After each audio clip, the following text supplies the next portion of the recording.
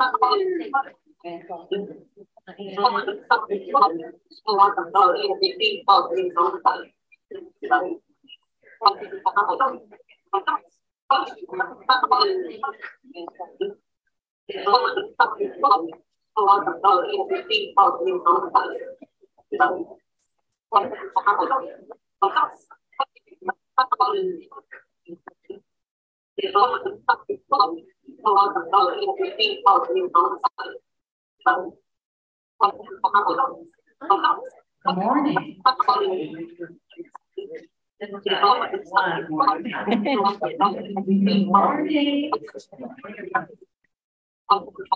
and welcome to the annual Effingham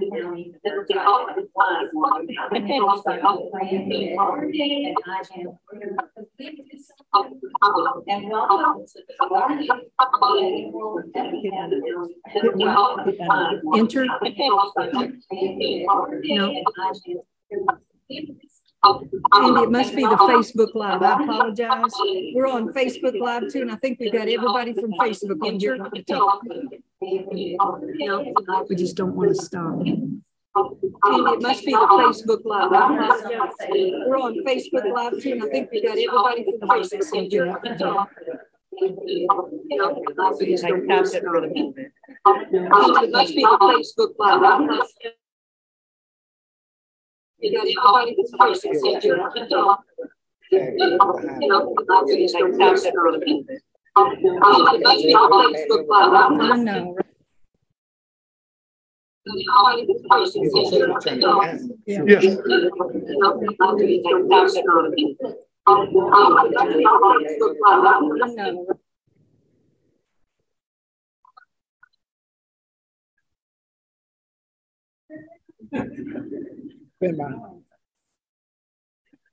Good morning, and everyone, and welcome to the 3rd annual Effingham County Diversity Council. My name is Dr. Fran Witz, and I am the chair of the Chamber of Effingham County, as well as I am the president and CEO of Effingham Health System. We are honored to have you attend this morning of education, networking, and community relationship building. This year's theme is welcoming cultural diversity into a growing community. And how timely is that with all the changes that we are seeing right now, 21. Every single day, it's another tree that's coming down, right? It's something new. I wonder what's going on over there and over there. But we are excited to have all of you all here this morning. This year's theme, welcoming cultural diversity into a growing community. Our different cultures make us unique and bring in the many ways we can learn from each other. For example, demographic diversity is tied to our identities of origin. I think I better put these on. Characteristics that classify us at birth and that we will carry around for the rest of our lives. Experiential diversity is based on our life experiences that shape us and shape our emotional universe. Let's just go over that one more time so we can all get it. The characteristics that classify us at birth. At birth. What we believe, what we're told, and how we feel about ourselves. And then we have these life experiences. And based on our life experiences, we develop perceptions and opinions. So we all got that? All right. Yes. So we are blessed today to have speakers that will cover cultural diversity in these areas.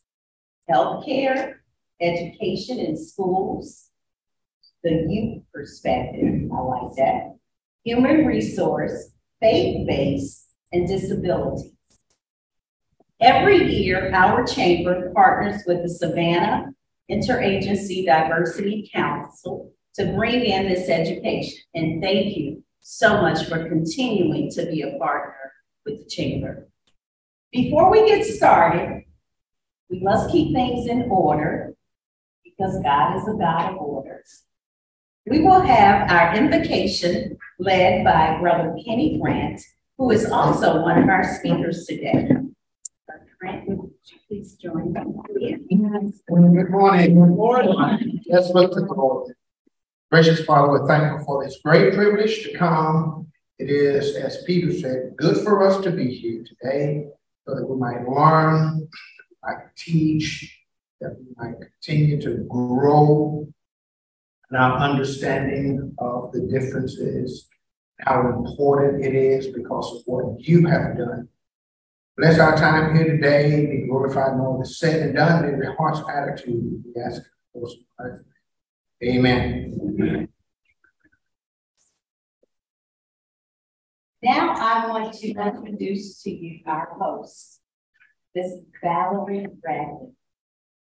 I met Valerie a year ago. This is off the script here. And I met Valerie a year ago at an event in Savannah. And she was always so warm and welcoming. And she really made me feel at home and was very supportive. And she had no idea the indelible imprint that she left on me when I met her. And so delighted. At the time, she was the interim CEO for the Chatham. And so anyway, let me stick to the script. I'm so glad you're here now. So she serves as the secretary and the board member of the Savannah Interagency Diversity Council. She is a people person focused on making a difference in the lives of those less fortunate and disadvantaged members of our coastal communities. She has a big tug on her life to be the voice for the voiceless and does so at her current position with Chatham Area Transit as a service quality manager in her 36 years with the agency. 36 years. Who's in the room 36? She is very often in her church, the First African Baptist Church of East Savannah. She is happily married and looks forward to joining her husband in retirement in the very near future. She made that clear today. Retirement is on the horizon. So please join me in welcoming Ms. Valerie Bradley to the podium.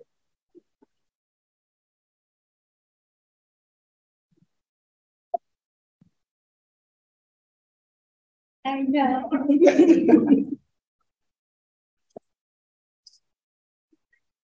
Good morning, everyone. Good morning. I'm just here tearing up. Thank you so much, Dr. Lynn. That was beautiful. Thank you. I'd just like to say that it's so great to be here among you who are interested in furthering the banner of diversity and inclusion in our communities. It's so important because we all know people who just won't speak up for themselves. And that's what we need to do. That's what we have to do. And I feel like we've been charged to do that, or we wouldn't be here today.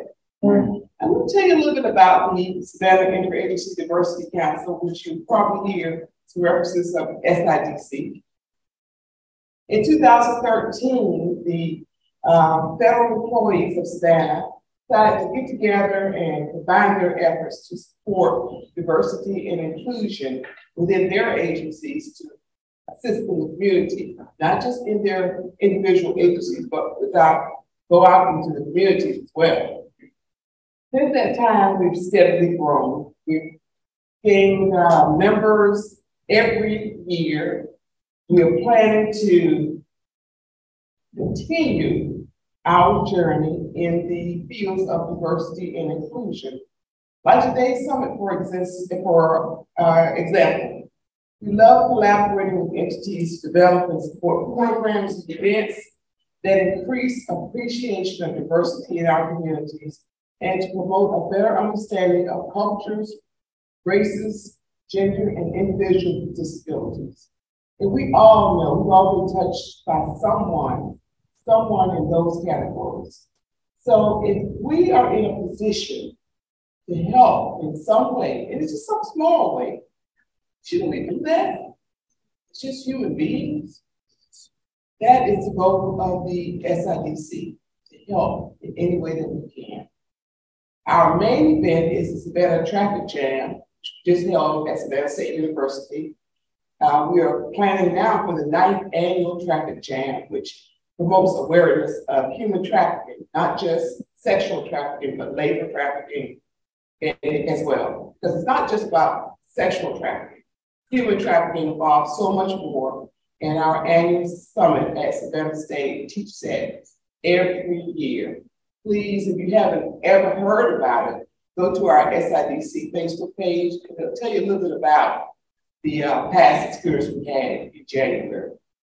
Now, at this time, I would like to show a little bit of a film to share some information about the SIDC. Maybe you were not aware with it.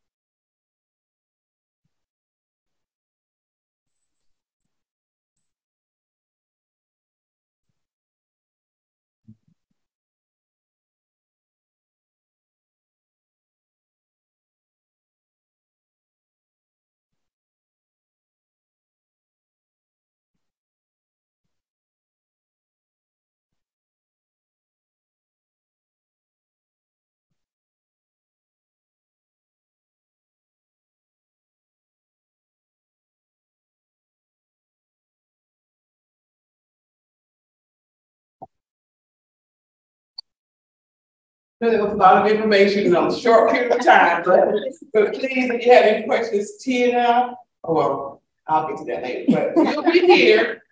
And our table here is in the corner on the right-hand side, my right, your left. If you want to learn more information about the SIDC.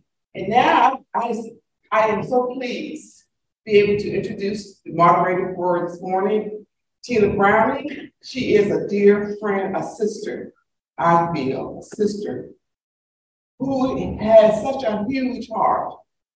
I think most of you might know her or know of her, but she has such a huge heart and she fit in so well. She serves now as a board member and as the treasurer of the Savannah Interagency Diversity Council. And she also serves on the board of the Effingham Chamber. And I think she serves on your board as well, Dr. Whitney. Okay. So she's involved in a lot of stuff. She's just an all-around great, God-fearing person. I love her. Please welcome Tina Brown.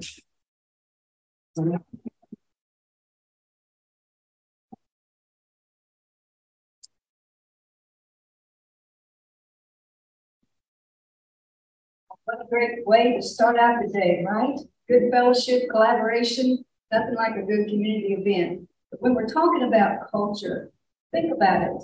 Everybody in this room has a beginning, and we write our own epitaph, right? So when you think about it, what is the culture that you have for yourself? And what are you in other areas able to see that you can learn about cultures from all over your community? So as a coastal region, we definitely have cultures from all over. We have the new Hyundai plant, which will be moving in. Our Georgia port expansion. We have more homes coming in and more apartments building. Like Dr. Witt said, everywhere there's a tree coming down and an apartment building coming up. These are people from all over the world that are coming into our coastal region that we want to welcome. And I remember, I don't know, but Dr. Witt made a comment one time and she said, Tina, you know, when you are actually put into a community. See, I came from Kentucky and I moved to Savannah, Georgia. So I learned the culture of the South. I think one of the best things is I learned how to cook some good Southern food. Because of culture, really. Don't we make a lot of decisions around the kitchen table Don't we have our fun around the kitchen table? Can you tell? Sometimes too much culture. But this morning, we want to make sure that we give you an all roundabout look in the different areas where we're impacted by these different cultures. We want to make sure that you walk away with what I call meat on the bone. Something that you're going to take away and say, you know, I didn't realize that. I learned something today. So in your program, it does detail out every speaker. And then we're going to make sure that we welcome cultural diversity into our growing community, and it all starts here. What is to be is up to me. So thank you for allowing me to be your moderator today. I'm enjoying getting to know more people, and I'm very excited because the program, we have so many people that are coming to speak. We want to move it along as fast as possible, and I definitely am excited. We actually have one of the best to start because this deals with some of the things that we all work with, and that's the different cultures in our workplace. And Miss Julie Olsen is absolutely amazing. Her accolades go way beyond. She's also an author, but she's going to talk about fostering a workplace of belonging from the start. Miss Julie, I met her at a SHRM meeting. And when I met her at that SHRM meeting, I was very impressed. And I had Andy, our CEO of the chamber, he was with me. And the first thing she did was she gave me a book. And I read her book. And if you haven't read this woman's book, it's very interesting, but also it's very informative, especially if you're in the workplace field or you yourself are in a community where you're in a leadership position. Because around the boardroom, there are more productive things happen when there's different cultures, because it brings in new ideas and it's very creative. So we want to welcome that. So this morning, our very first speaker is Ms. Julie Olsen. She has these 4 bullet points that she's going to review with us today. And so I'm proud and grateful to have Ms. Julie come today. Ms. Julie, let's welcome.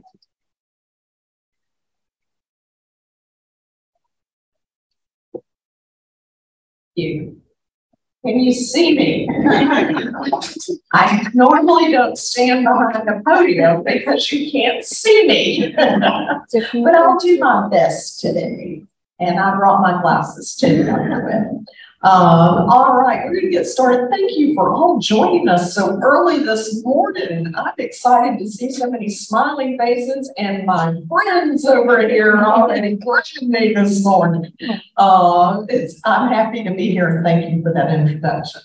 I did write a book. I'm going to talk a little bit about it, but it was about, I interviewed 28 people, and I asked them, what do you wish you knew when you started a new job? Okay.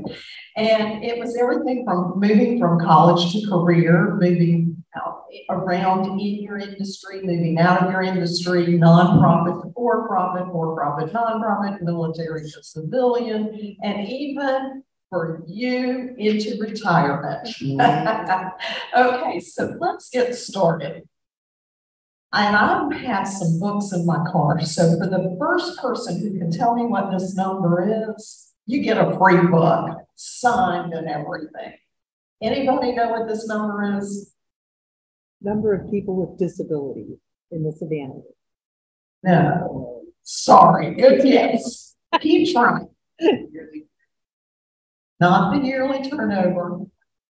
Population. You get a book. See you after. I will get back to my car. All right.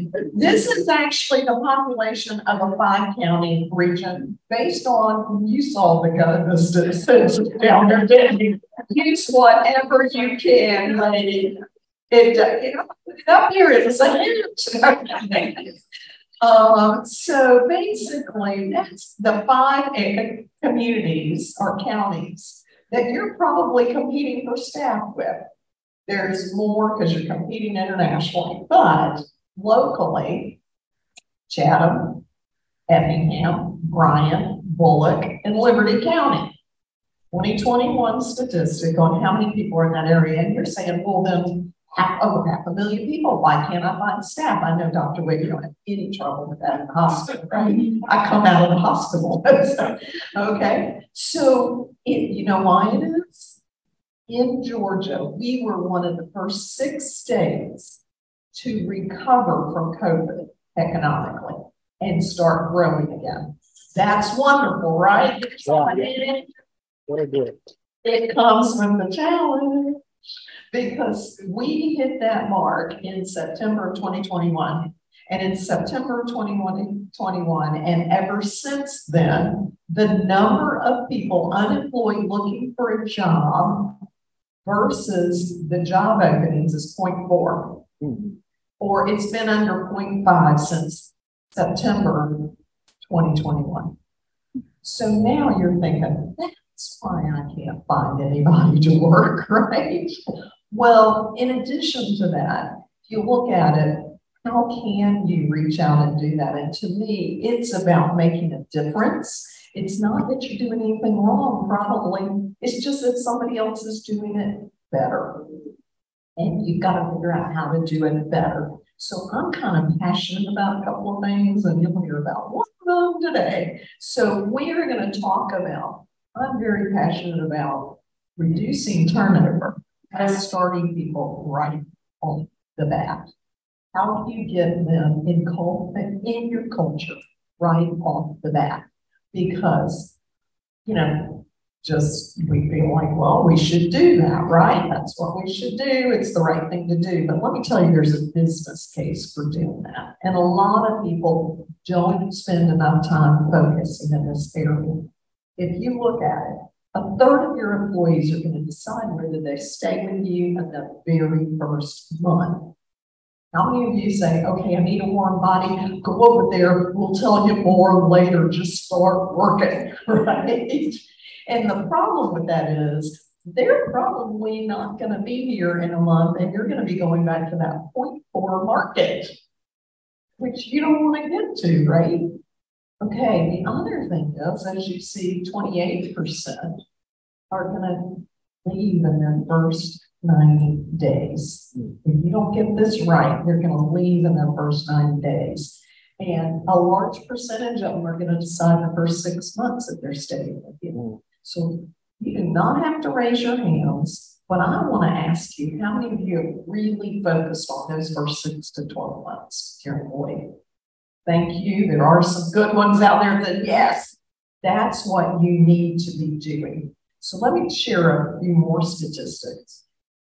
69%, this is a Society of Human Resource Management research. 69% of employees that are likely to stay with a company for 3 years or more if they have strong onboarding experience. That means you're not tapping back into that 0.4%, right? Because they're staying with you 3 years or longer.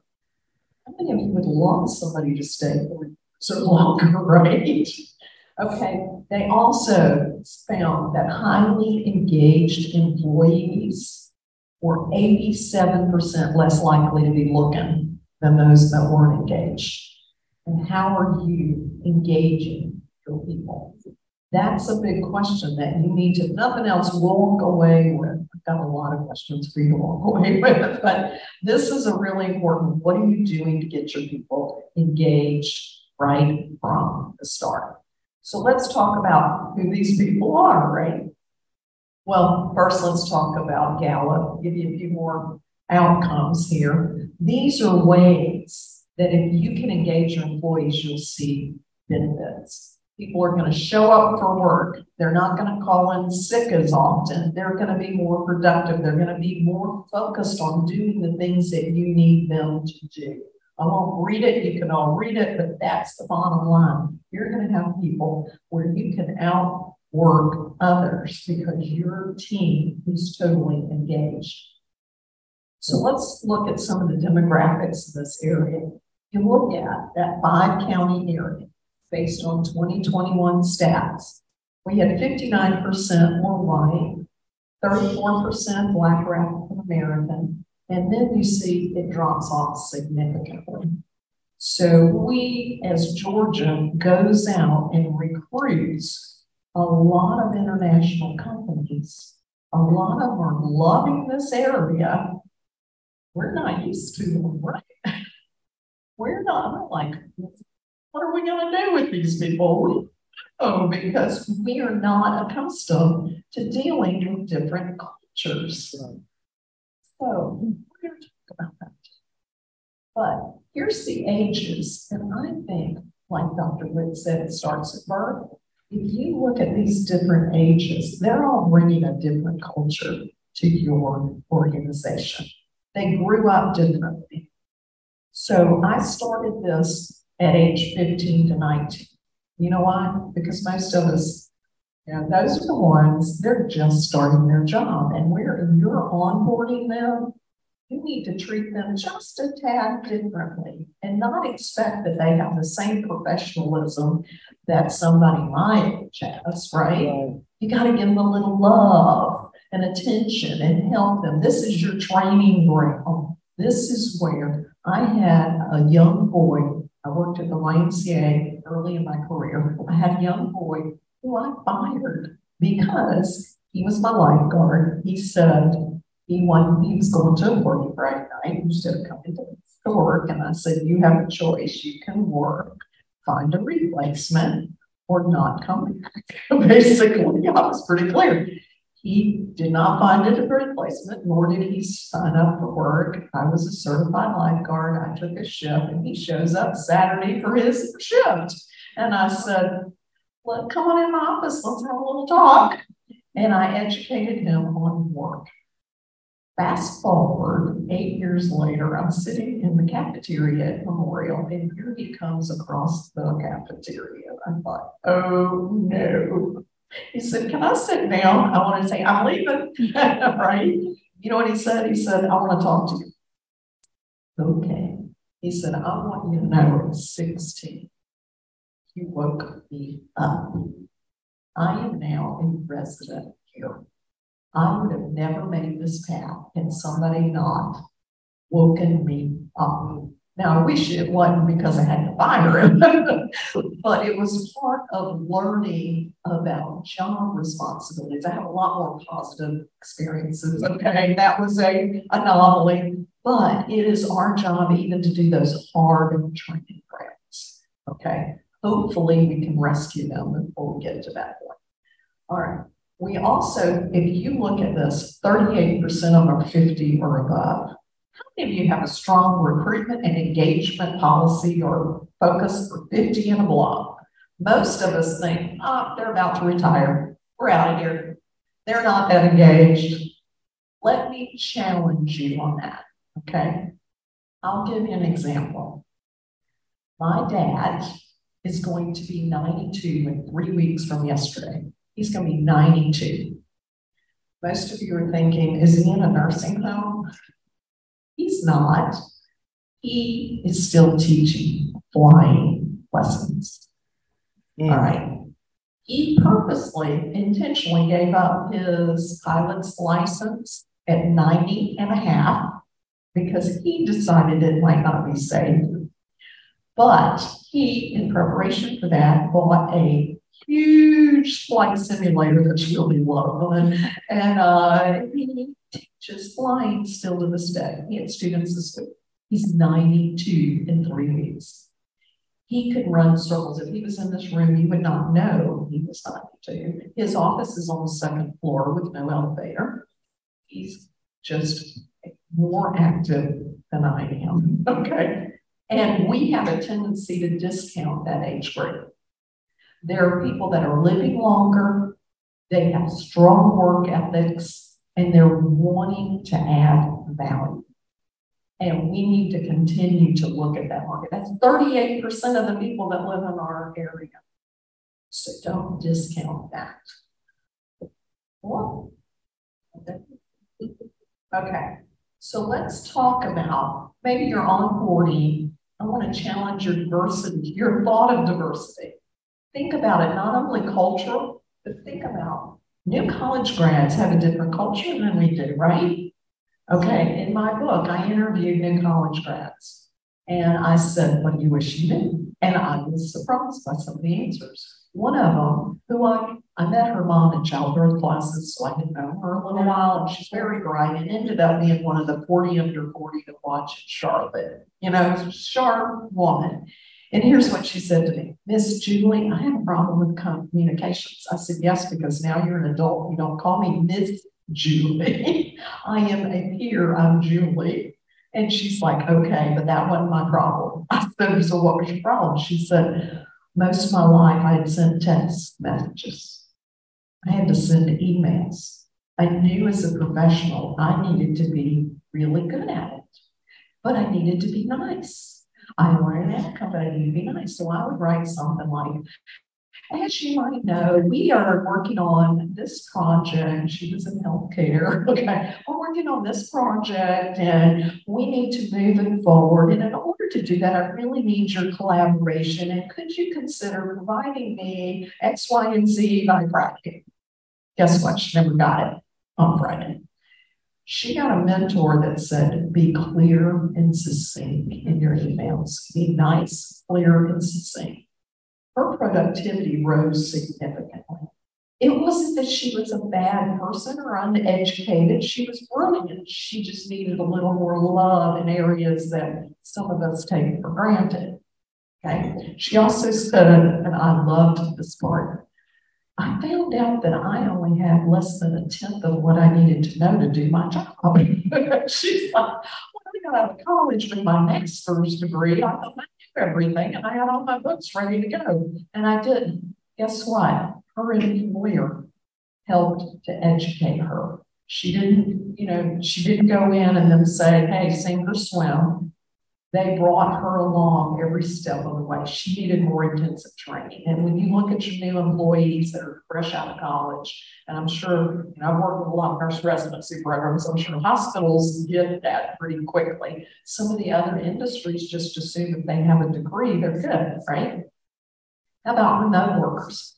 I do contract work. I'm a consultant, and I was working with one company and they had all these systems and I wasn't in the office because I was remote. I was the only one on the team remote, and they in the office would talk about different things and assume I knew it, and I didn't.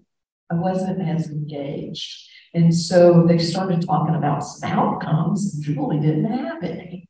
I was like, sure I do. I have them listed right here. And I share them all. They're like, well, why didn't you put them in the system? I said, what system? Well, this system. Well, okay, let me go to that system. I don't have access to that system. Okay, I didn't even know it was there. I didn't have access. So think about your remote workers. And I felt like I had failed when in reality, the organization had not set me up for success as a remote employee. So think about it. How do you engage them?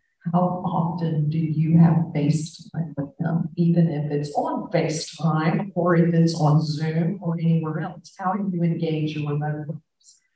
Female executives, they may have, I was working with some female executive that was in a predominantly male-oriented organization. She had a little different orientation than some of her counterparts.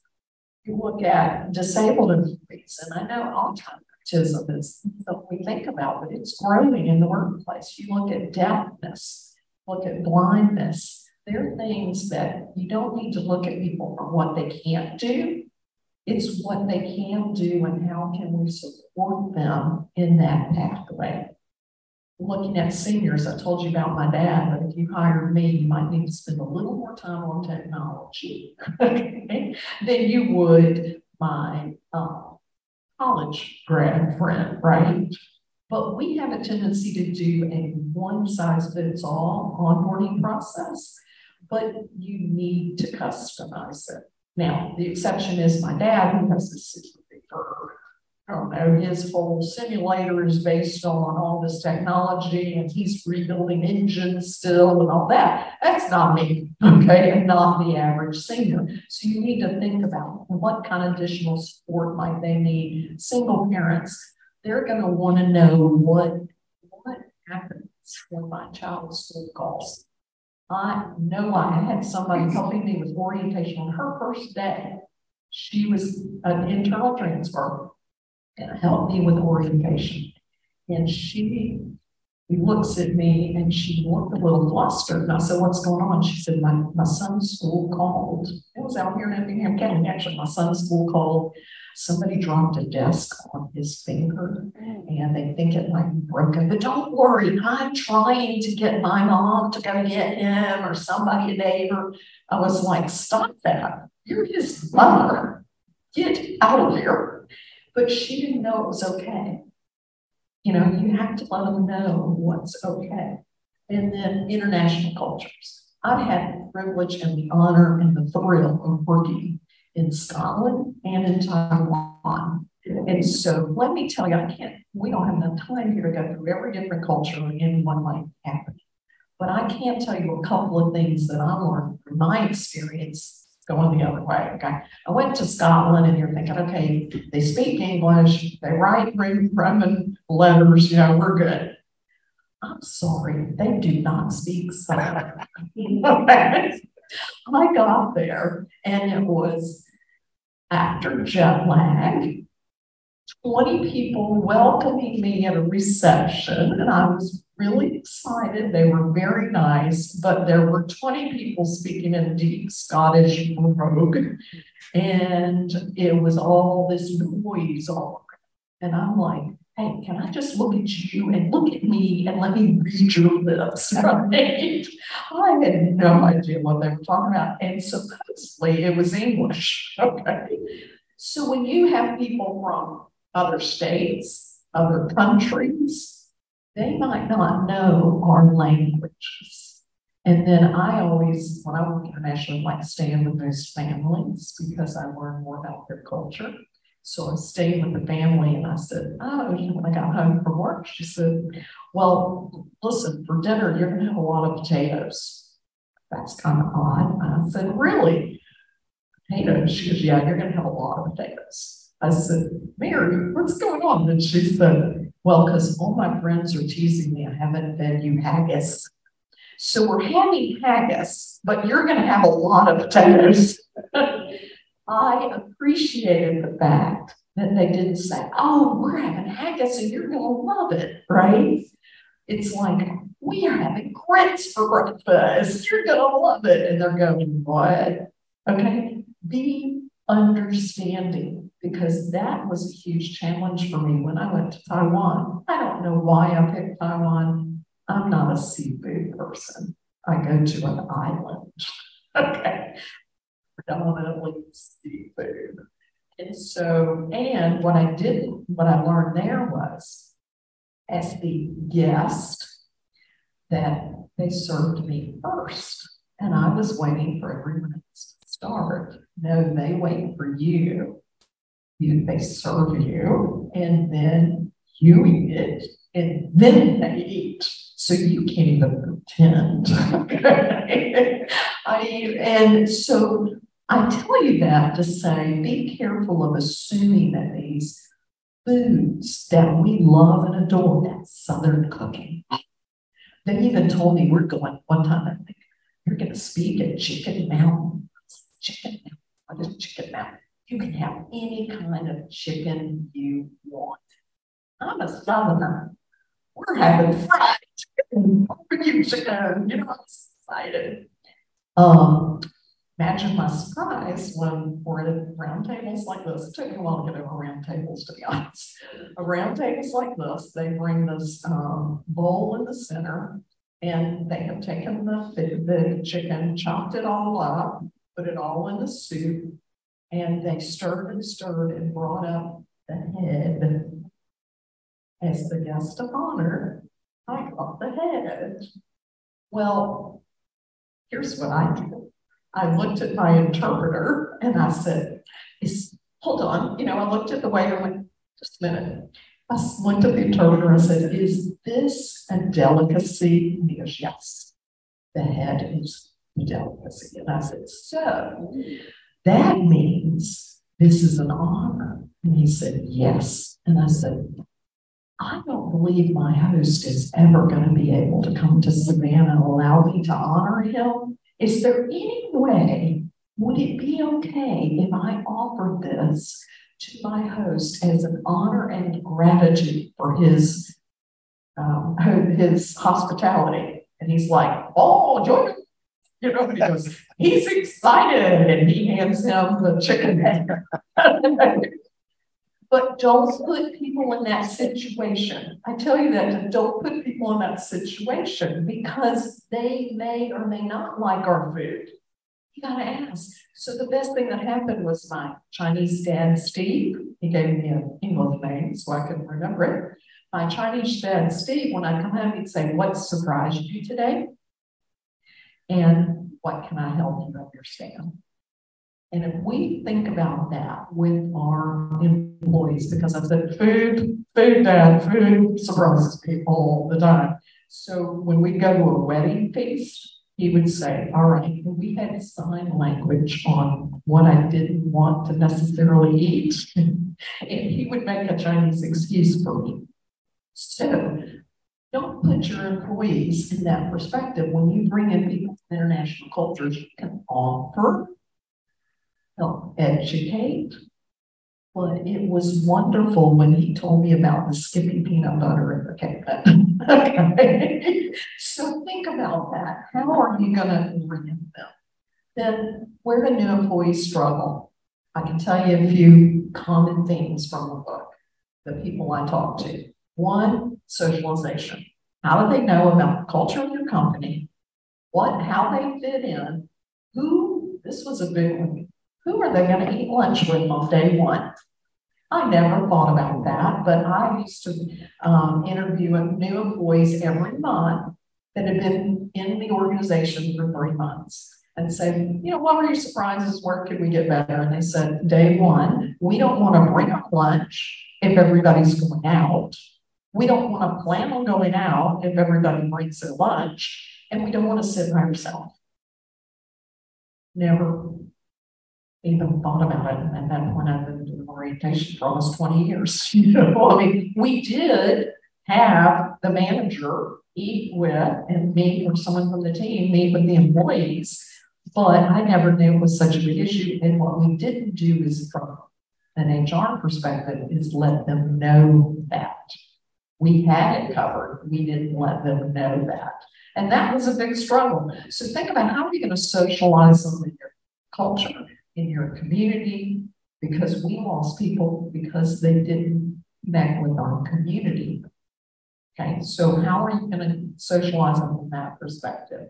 Another area was performance evaluations and performance expectations.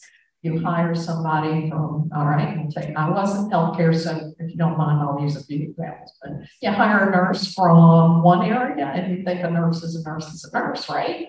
Wrong. Okay, that is not the case. And so you have to be real clear with what the expectations are, how much authority they have, what they are to do, what success looks like. And then the third area was looking at, I have to put on my glasses for a minute, looking at where they, here we go, career development, especially for that 20 to 40 age group. They're looking for career development. And then networking not only outside, inside the organization, but outside and in their industries. So the National Chamber of Commerce looked at, well, and here's 3 things as an organization you could do. Be honest in your assessment up front, because one of the surprises was the mismatch between what you told them it was going to be, because you had percent of, you know, a small percentage that you could pull, so you're just grabbing for somebody. So maybe you made the job sound a little better than it was. And we don't want to do that. Be upfront with the assessment, or they leave, and that 27% that leave maybe had the wrong assessment. Select the right candidates, and then spend some time thinking about what you were going to do to bring them on board and engage them quickly. You know, the Gallup poll did some additional research that said or actually this was the chamber, said 57% of employees said they would leave if they felt disrespected. And that takes a lot of elements, but disrespecting their age group, where they're coming from, their culture, they're going to leave. Another 45% said they quit if they didn't have some kind of flexibility in the job, which is a challenge for some roles, but that was some of the statistics. So here's some engagement strategies that you can look at. Transparency and good communication. From the start, be transparent and communicate clearly. Look at creating a healthy work environment. That's where 57% are going to leave if they don't think that you're respecting them or someone else in the workplace is respecting them. Make sure you do performance evaluations. Now, most people say, yeah, we do it once a year. People want to know much quicker than that. They don't want to find out at the end of the year that they didn't meet expectations. They want to know on a regular basis. So at a minimum, have informal very regularly, formal ones later. Looking at growth opportunities. One of the guys I interviewed in my book came out of the military. In the military, you think about it, you know what your next step is. You know what you have to do to get to that next step. In businesses, he said he'd been in his job for 2 years. Nobody had talked to him about the next step. So you know what he was doing? He was looking for his next step out of the organization. Okay? So think about this, help them understand and realize their growth. They may want to just be lateral or grow where they are, but have those conversations. And then recognize that strong performance on a regular basis. Sincerely recognize that it doesn't have to be some formalized program all the time. It's a nice, Tina, you did great today, and I really appreciate the way you moderated that session. You know, it could be something as simple as that. So here's what you need to remember. New employees want to be heard, supported, and valued. Heard, supported, and valued. Those were some common themes of really strong onboarding sessions. So if you are looking at creating it, or now hopefully you'll go back and look at your onboarding process and think about, here's some questions. How are you going to socialize them into your organization? Help them understand your culture. Help them be part of your team and integrated into your team. And how are you going to make them feel valued? If you put me on your team and tell me to watch for a month, I'm like, this is no fun. I'm not adding any value. You're not utilizing my skills, right? So how can you make them feel valued? What can you do to support them? And it's going to differ depending on who that person is. Is it a senior? Is it a disabled person? Is it a single parent? That is all going to change. Are they new to the community? Whether it's just from up north, or, you know, are they from North Korea or South Korea or Japan? Okay. So what is your engagement strategy moving forward? What does that look like over time? And I've spent some time looking at this for years and years. And what I have done is I have put together a checklist that is not, you know, 30 pages long. It's a 2-page overview of things you need to be considering throughout their experience for the first year. And I'll offer it to you for free. You could go, you can either try that website, or you could just email me at julieolsen@workplaceadvancement.com, and I will send you a link to it. I will tell you that you will get on my mailing list if you do this. So you'll get about once a month some kind of leadership stuff from me. And if you don't love it, delete it and unsubscribe. Okay. You're not going to hurt my feelings. It's out there to help you. And if you already are getting a whole lot of that, just, I'm not going to come back and say, hey, I know you and you deleted my emails. Okay. I'm not going to say that. So that is it. And I do have a book for you, and I will sign it. That would be nice to know. And I will get it out of my car at the break. All right.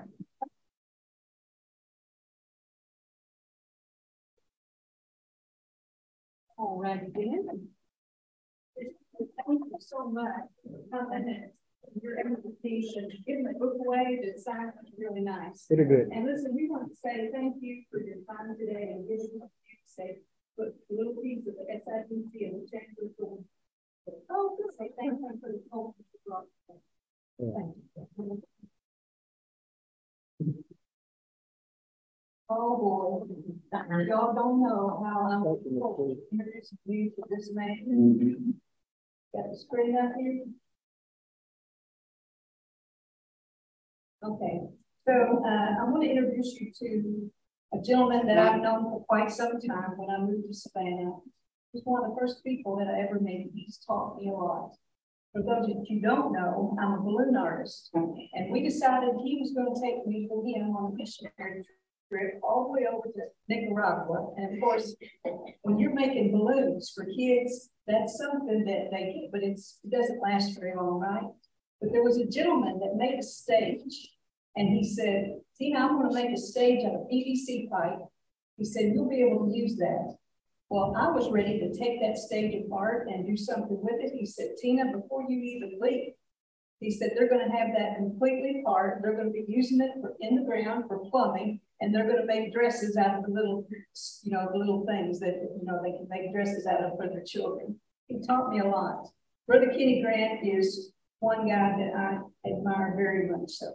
And he's very close to our family. But one of the things that I love about Kenny is his truth. The truth that he gives you is straight and direct. And they say the truth sets you free. Well, he's a Marine. Once a Marine, always a Marine, right? Chief drill instructor. This little fella can preach. Now, Brother Kenny also is the CEO of Band of Brothers. You might have heard of that. He was the founder. He has over 400. And he has these many areas all over our coastal region that businessmen meet to pray and to encourage each other. He is the teaching senior pastor at St. Simon's Community Church. He's married to First Lady, Miss Shirley Grant.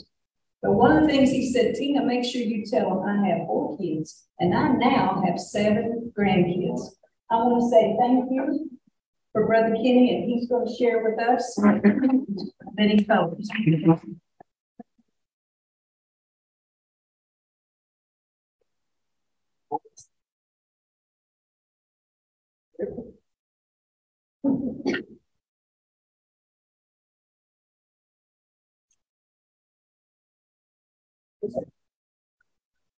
Can you all hear me? Yeah. Well, good morning. I'm glad to be here. Thank you, Dr. Julie. Some of the things you said make me cringe. As a lead pastor, having multiple people on staff, I thought, there's so many things that we could have done better and should have done better, but we'll do better, all right? I'm excited about being here. People, thanks for having me. So I promise you I won't go very long. I'll just say my little piece and then we'll take the offering, okay? That's a joke. But I can tell members' laughter. That's kind of like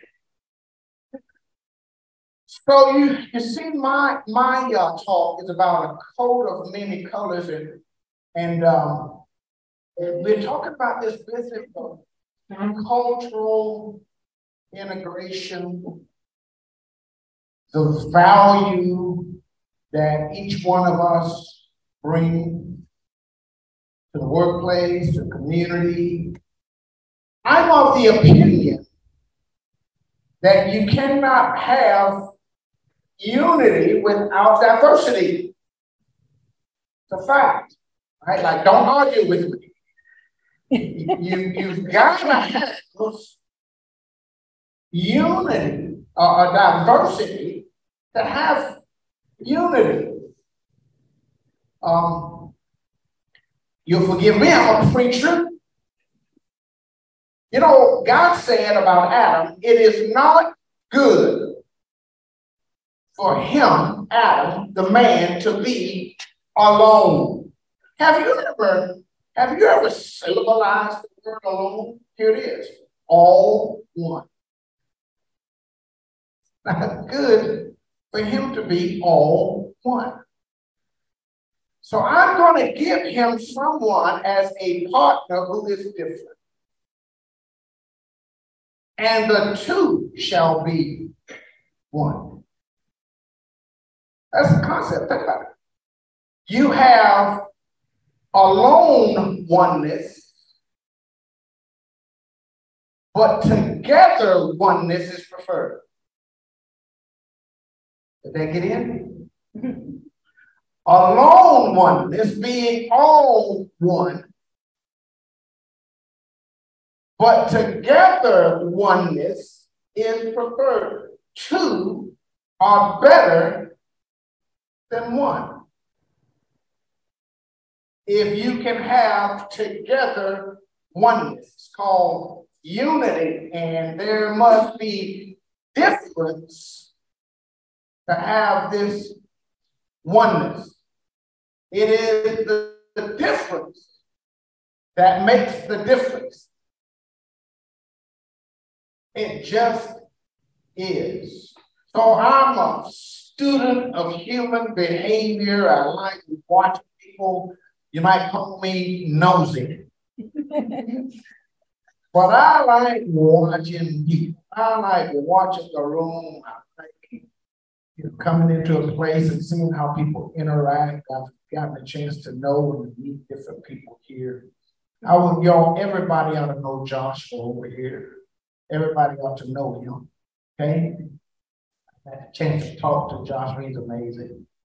But I like watching to see how people interact.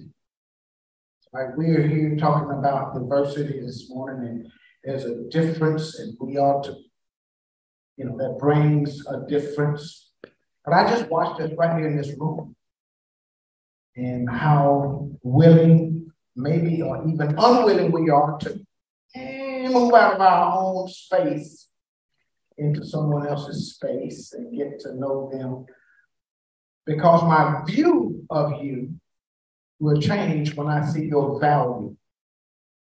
I know you have value, intrinsic value, but when I get to know you, that changes me. I'm better just because I got to know you. Right? When I met you, I'm no longer the same. Because I got a chance to talk with you.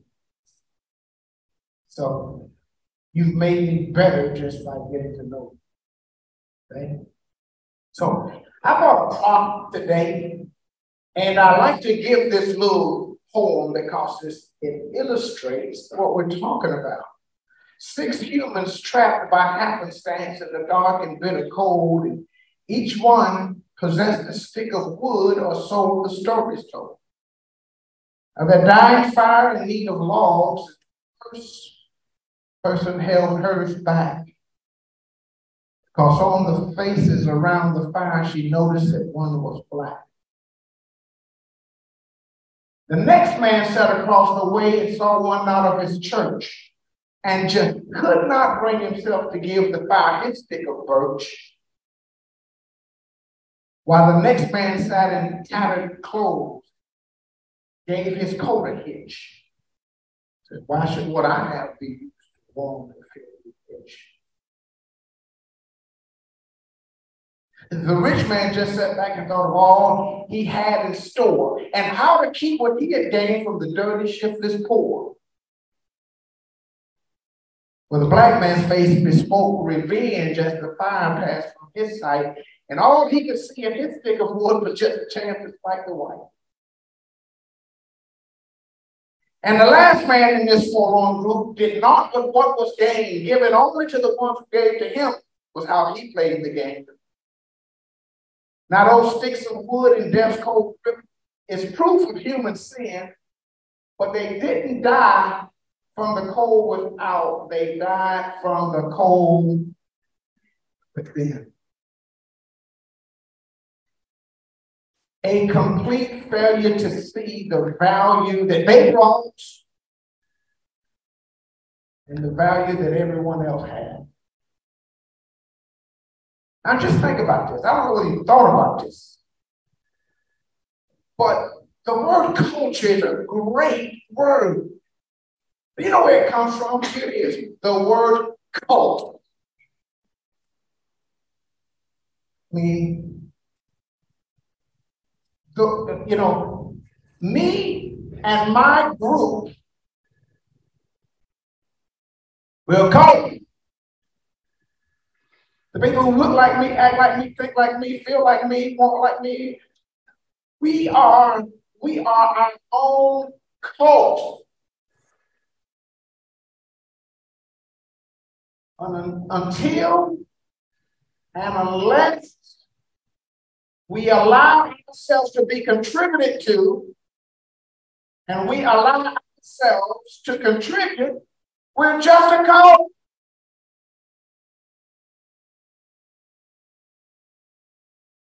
So one of the things that Ms. Val said, she would begin to talk about her table over there. She said, over to my right. And then she said, your left, my right. Now, what's that? That was a perspective. Position determines perspective. She sees things differently from the stage than you see from your table. Perspective, the way one sees.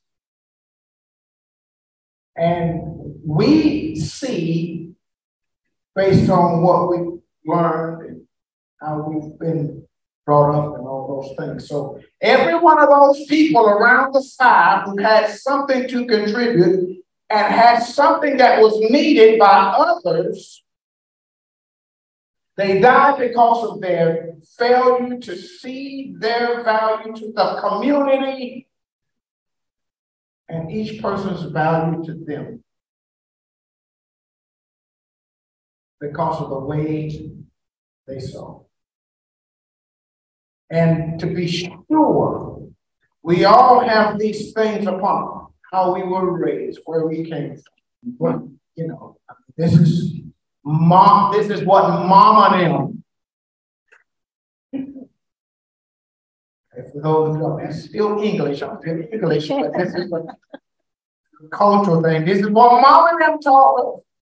This gotta be right. Uncle Buster taught this to me.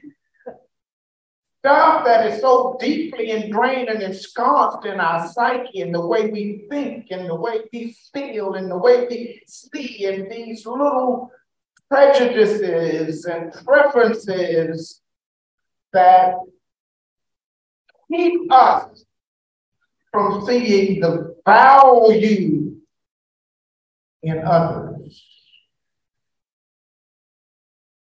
Amen. Can I get a amen? All right, I'm working on the offering.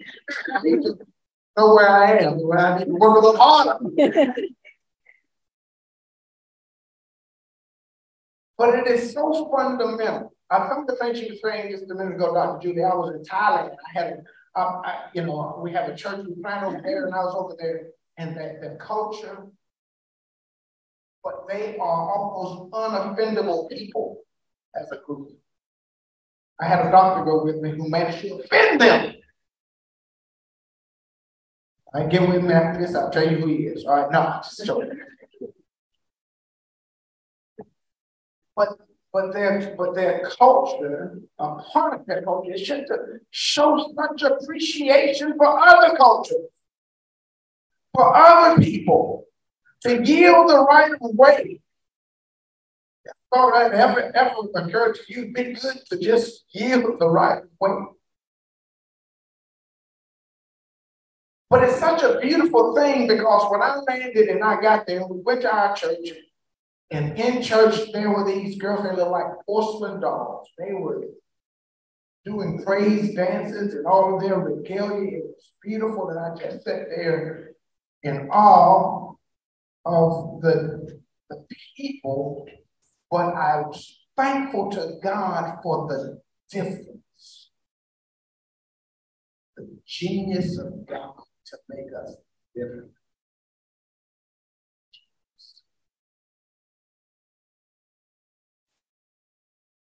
And if we were not such sinners, we would appreciate that difference so much more.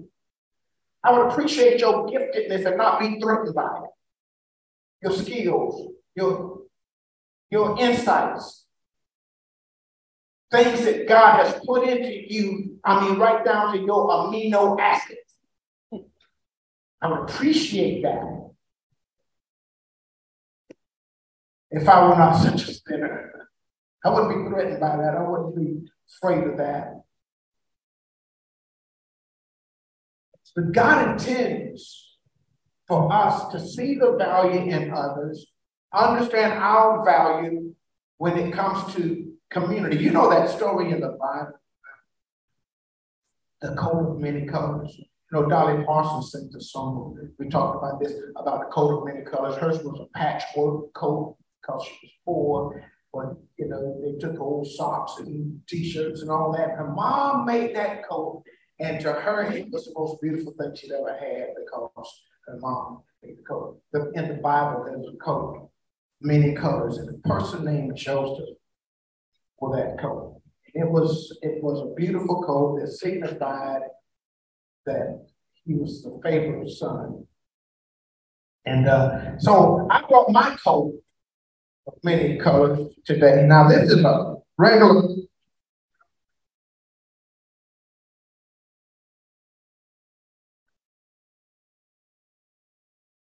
I have a tie at home that pulls all this together. But anyhow,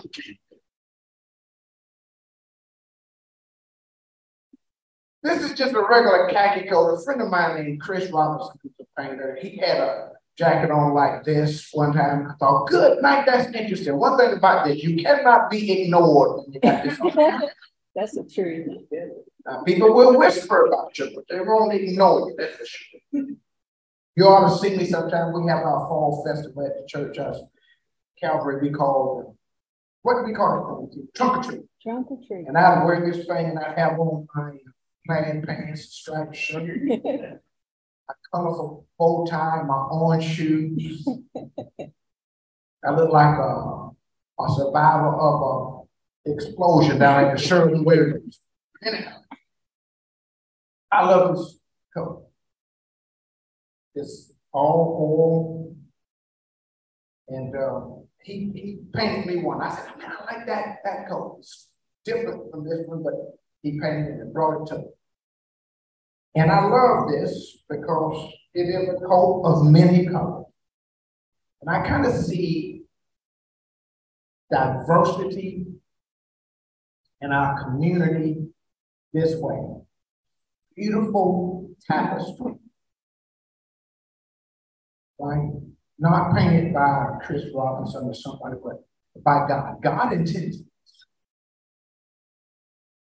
God intends it. And there are many things that fight against it. Around that fire, there are people who had racial prejudice. There around that fire, there are people who were elitists. There around that fire, there are people who had sort of a status envy. Around that fire, there are people who maybe were wounded, but now they have won their wounded. Their woundedness has become their identity. Around that fire, there was just a plain old selfish person who, rather than looking out the windows of their lives, they look into a mirror and see no one but themselves. It's so plain. I had a little tea party one afternoon at 3. It was very small, 3 guests and all, just I, myself, and me. Myself ate all the sandwiches. I drank all the tea. It was all for I who ate pie and cake to me. You ever had one of those kind of parties? So life is meant to be a window out of which we look to see others and the value of others. Mirror into which we look to see no one but ourselves. And everyone around that fire had their reasons. But they all would have been so much better and benefited if they could see the value of every woman and see their value to everyone. So I love talking about this. I'm closing here. I love talking about this. And this ought to be more than just something that we come and politely listen to when it comes to workplace, when it comes to the agora, the marketplace. This is something that somehow we've got to believe, because we only behave what we believe.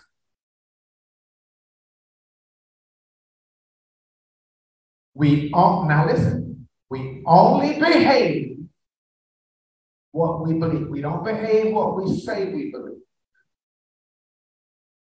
We behave what we really believe. And if I see your value and I really believe in your value, I will behave that. So nobody would have to come up here and beat me to fit and paint me to match so I can look like I belong here. No, no, no. If I really see your value, I will behave like I see your value. So I think I about told y'all all I know about that. But I would like to one more time. So, Father, we're thankful for this day. Thankful for the genius, Father, you have in putting us together. Not just in the community, but even in this room. Help us to understand that there's enough of us just right here in this room this morning, this particular peculiar gathering of people. There's enough of us in here, as diverse as we are, as unified as you would have us. There's enough of us to make a difference, not just in the workplace, but in the community at large. Grant that it might be so, we pray and ask it. Strong name of our Savior, Jesus Christ. Amen. Amen. Thank you all for having me this morning.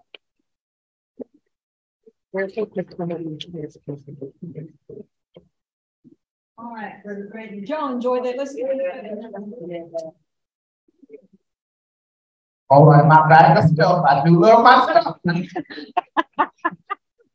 Thank you, Brother Kent. That was good. The coat of many colors. The story behind that. Thank you for sharing that. Oh, the back. Iron shop and Iron shop. Turn around. Good. Turn around. What a gift. Yes. Well, our next speaker, I'm excited to say we have three coming up on the stage. What I want to do is tell you a little bit about each one of them. They're so unique in what they do, and also the message they have in the areas of culture. And this is Juliet Hardeman. She's the Georgia Parent Mentor Partnership. She's also a member of the Low Country Down Syndrome Society, and she is the state level 2023 chair for the Georgia State Rehabilitation Council. So I'm proud to have Ms. Juliet, and she'll be sharing some time with us today. And just to tell you a little bit more about her, she supports families of students with disabilities in a local school district. A former high school special educator, Ms. Hardeman has extensive experience in assisting individuals with disabilities and their families in learning about their rights under the IDEA and the ADA, American Disabilities Act, developing strong school home communication strategies and effective advocacy skills. Her specialty area includes assisting families in transition, planning for post-secondary life, and accessing state and federal supports for the family members with special needs. Mrs. Hardeman currently is a board member again of the Low Country Down Syndrome Society. She also was governor appointed to be the current chair of our Georgia State Rehabilitation Council, which is the stakeholder group for Georgia Vocational Rehabilitation Agency. Additionally, Ms. Hardeman has served in the Army Medical Service Corps for over 21 years, and she has been deployed globally in support of combat and humanitarian missions. She and her husband, Frank, have been married for over 33 years and have raised 2 daughters on Wilmington Island. The next speaker, this is a team. This is Ms. Mitzi Proffitt. She lives in South Georgia, Brooklyn, with her husband and son, Joshua, who graduated from Georgia Southern, who has a developmental disability. Joshua has and is the CEO of his own company called HandiAcc LLC. She works for Parent to Parent Georgia. They've been there for 14 years, and she serves as the Director of Support Services. She has served on many state and national councils and boards over the last 25 years. Transition has always been her passion because life is ever changing in the disability field. She said that her life, this is a mother who truly is a warrior. My life changed for the better after having my son Joshua. My life has been a journey of learning how systems work or don't work. How to make change. We must listen a lot, learn what we can, and explain how it matters to have a good quality of life. Next, we have Joshua. And I'm going to have you all come on up to the stage if you would. And I'm going to tell you a little bit about Joshua. Joshua is an actual graduate of Georgia Southern University. Joshua is, to me, he's a mentor to a lot of people. He travels and just got back from the NASCAR industry to really tell and talk about disabilities and making sure those resources were there for them. He is the CEO of HandiAcc LLC. And Joshua told me a story, which he'll probably tell you. But he said that he was told he'd never graduate from high school, but he did. He was told he'd never graduate from college, but he did. He was told that he was not going to be able to do a lot of things, but you can't get a good man down. This gentleman, I'm so proud that he come to represent culture of disabilities today. He's the true warrior. He is a public speaker and an advocate for people with disabilities. And his mother is right there beside him. I'm real proud to introduce you to this team, and our first speaker on this team is going to be Miss Juliet Hardeman. Juliet, team, thank you so much.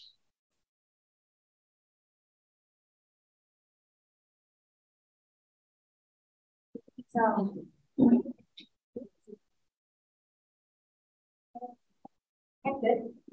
That's it. That's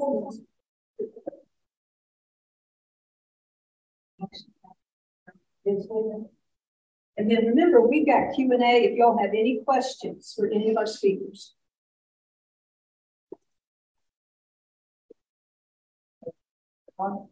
Get to the foot.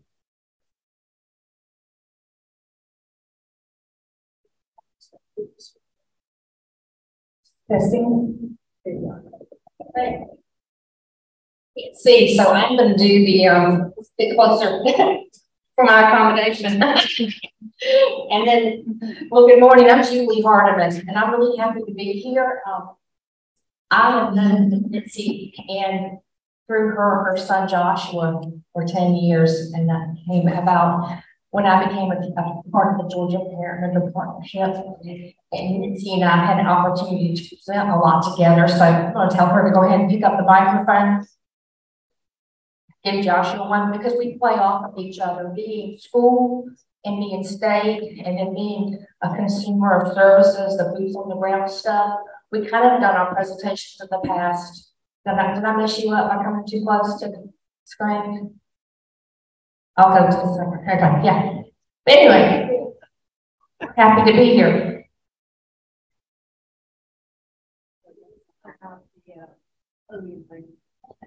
Thank you, Dr. Webb.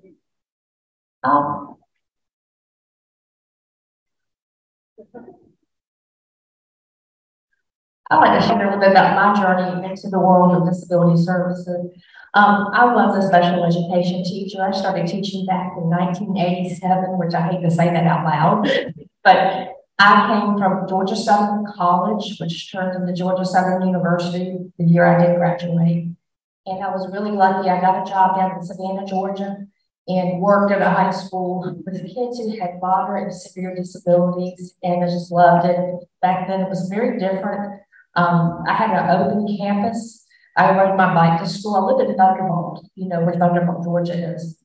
And I would bring kids home, they would spend the night with me, you know. Nowadays, you don't ever hear about those type of relationships between families and their teachers, but it did exist, and it did really help make inter-family communication.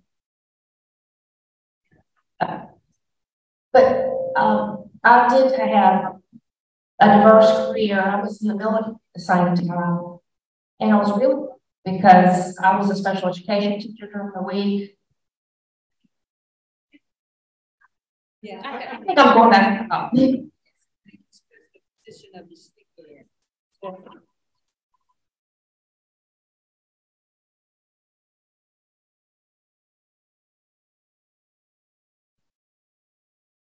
turn it on. She turned it on.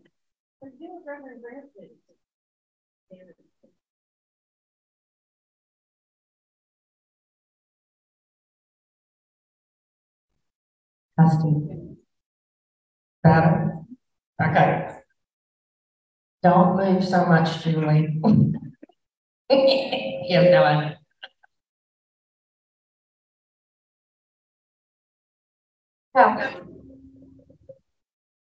However, the special education teacher.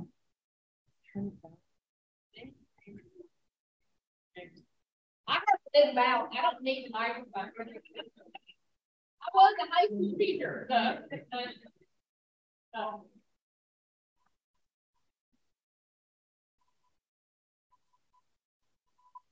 it on. Turn all the microphones off. Yeah, I would say turn them all the way off. Okay. Can y'all hear me? Okay. All right. So I was a high school teacher, and many young people back in the day, I decided to get married and have children. I was actually put into bed for like 4 months. So I left education in 2000. And I have my husband's an insurance agent, and you probably figure out the whole thing with ADD. I'm actually very ADD. And so I needed something to do. So I kind of got sucked into his world, helping him. And I had 2 girls. And again, I had I left the hands to the right.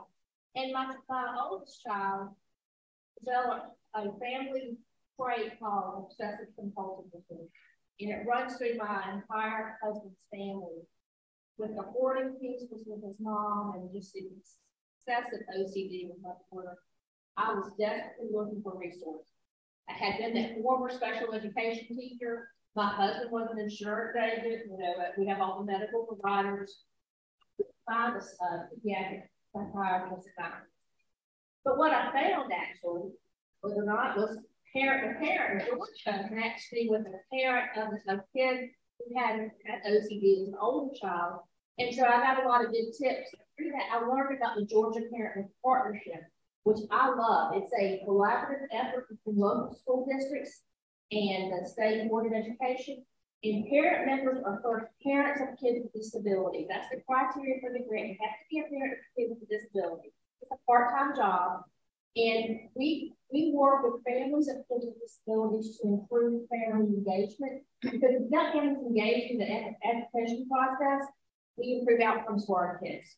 Improve at graduation, decrease dropouts, and the big thing that we're all trying to improve those opportunities for post-secondary life. So I was really lucky I got the job at the same time.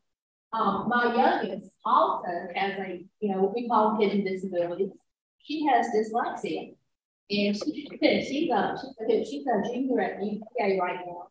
And she's very smart with math, but she has horrible reading and writing skills. So she depends upon a lot of technology to compensate for those areas of weaknesses. And so I was up there this week for a meeting for the State Rehabilitation Council. We were talking to students at UGA about what do y'all use to accommodate? And they were like firing off all these different programs on their cell phones, and think 10 years ago, 20 years ago, Mitzi and I couldn't even figure out the right, but it's like these kids have utilized and embraced technology, and it's really helped them meet their needs to access the environment. So that's how I became involved in the world of disability. I've been with it since 1987, parent mentor, my own kids. So the Georgia State Relocation Council, I'll talk a little about that when we GBRA slide. I'm a stakeholder in our community, and I help bring a voice to other stakeholders about improving employment outcomes and improving access to those state and federal dollars to pay for those services in our great time to hire individuals with disabilities, where they're looking and knowing. Of course, Pauline sitting in the back, and Pauline and I went down to Rincon last week. But we always say, this is like a template. The greatest resource is parents. Yeah. So we always talk about, you know, and this is the message we're going to take was you don't have to know it. There's somebody out there does know it, and we want to know that we're here to support our families with disabilities. And we go, I see kids who I taught in 1980s who are working in jobs or in the behavioral patient programs or in supported employment. It is the funniest thing because my hair's going gray now. For a while there, I was using scleral. And their hair was going gray. They did not use the scleral. We had great conversations about probably mistakes. That's my main thing. I can't let go of that. What's wrong with your hair? You know, and then you come like, well, my hair. But you know, individual disabilities are part of our community, and they're working and participating in their lives. We need more opportunities, and we want y'all know that there's people like us who support the work through stuff. Tons of resources that you don't even have to know. All of them you just need to know. Parent members, there's 100 of us around the state. I'm in Chatham. We do have one in Effingham. All you have to do is contact the state, contact the parent, say, or I have an adult or family that needs support, and we're a network. We all work together to support them, but we're out there. And are y'all going to make these slides available to everybody? You like? The links on here, again, you don't have to remember it, just know there's a lot of state resources, a lot of federal resources to support families, especially as you think about all these families moving to these communities. Going to the right from the start, find elementary ed programs, preschool programs, daycare programs. I love this one, Kids and Adults, Georgia Council for Development and Disabilities, a lot of advocacy for those families and individuals with developmental and intellectual disabilities. They do a lot at the state level to get those funds from the state legislature put into the budget. Great reading on it. I think Mitzi was on that council for many years. This is a big advocate. I know when to get the Joshua better. And a lot of things that parents don't know. If you have a child in public school or in private school, you know, private school is a big deal now. You know, if you have a kiddo who has a developmental disability or intellectual disability, finding these state and federal resources are really, really important. There's school systems, we really try to talk to our families about family support. DBHBD, which is the Department of Behavioral Health and Development Disability. We want our families to apply for these community-based waivers, to apply for family support, because it enhances the quality of that family's life. It helps keep that kid in their home, bring those services in. And a lot of times parents don't ever hear about this stuff, and they have to rely on that. Going back to that, the greatest resource is other parents. We talk about it. Make sure if you're in a healthcare provider setting that you have a place maybe with a QR code about this stuff, because we're trying to constantly get our information out. And I do waiver days. This used to do, you know, what we call the waiver workshop. We had families come into the school and talk about the application. COVID really impacted that ability to bring families in. So I go rogue now. I mean, I call it waiver with fine, waiver with Pauline used to do waiver with margaritas, chips, you know, anything to think about, because our parents are so bogged down trying to support that individual. You know, the school's trying to get them across the state, mom's trying to get dinner at night. We've got to help families connect these services. And we need our state legislatures to tell how many individuals in Georgia here who want to work and need these support money in the budget. And here we go. I always like to refer to college out there, but the best kept secret in the world literally has to be family support. And we're lucky in our community, especially here, y'all have College Shaw, we live for Red Shirt, yes. B&B Care Services. You also have Easter Seals, you have Gateway, you have Highland, I have the opportunity to spend at all these agencies. But the big barrier is even the application of the family. So that's where, healthcare providers, staff, other parents help those families fill out those applications. I can't tell you how many times people have stopped by my house with a bottle of wine under their arm. You sit down at the dining table and we do the applications for family support and education. And again, these parents need somebody to talk to, about like my kids, go back to my OCD, one of the OCD was really, really bad. She's now living in Buckhead. She went to college. She works. She does a lot of social media, but she has to really control her environment and think of these OCD triggers. And so I'm telling another parent, like her daughter has autism and a lot of sensory stuff that mimics the OCD piece. And I said it was like trial and error. Parents need to hear that, have those opportunities to talk to other parents who have that good experience. Trying to Joshua, another great organization here, this Family Connection Partnership. If you're not familiar with it, it's definitely in this county. It's not in Chatham County, actually. I can't remember the connection to a lot of resources. And then families that need that little extra assistance that's not going well, Georgia Advocacy Office. There's also Georgia Legal Services. Bill Brooks is a wonderful, wonderful, wonderful support of individuals with disabilities. Sometimes you got to have that voice. Our families do not have the resources to pay these private advocates. Sometimes they're popping up, want to help with the problem. But we want to help the problem without having the parents having to mortgage their house. And it's the special education. If you're, think about these families coming into our community from Korea. If your families with disabilities, we provide the information in that. A lot of great information on the website.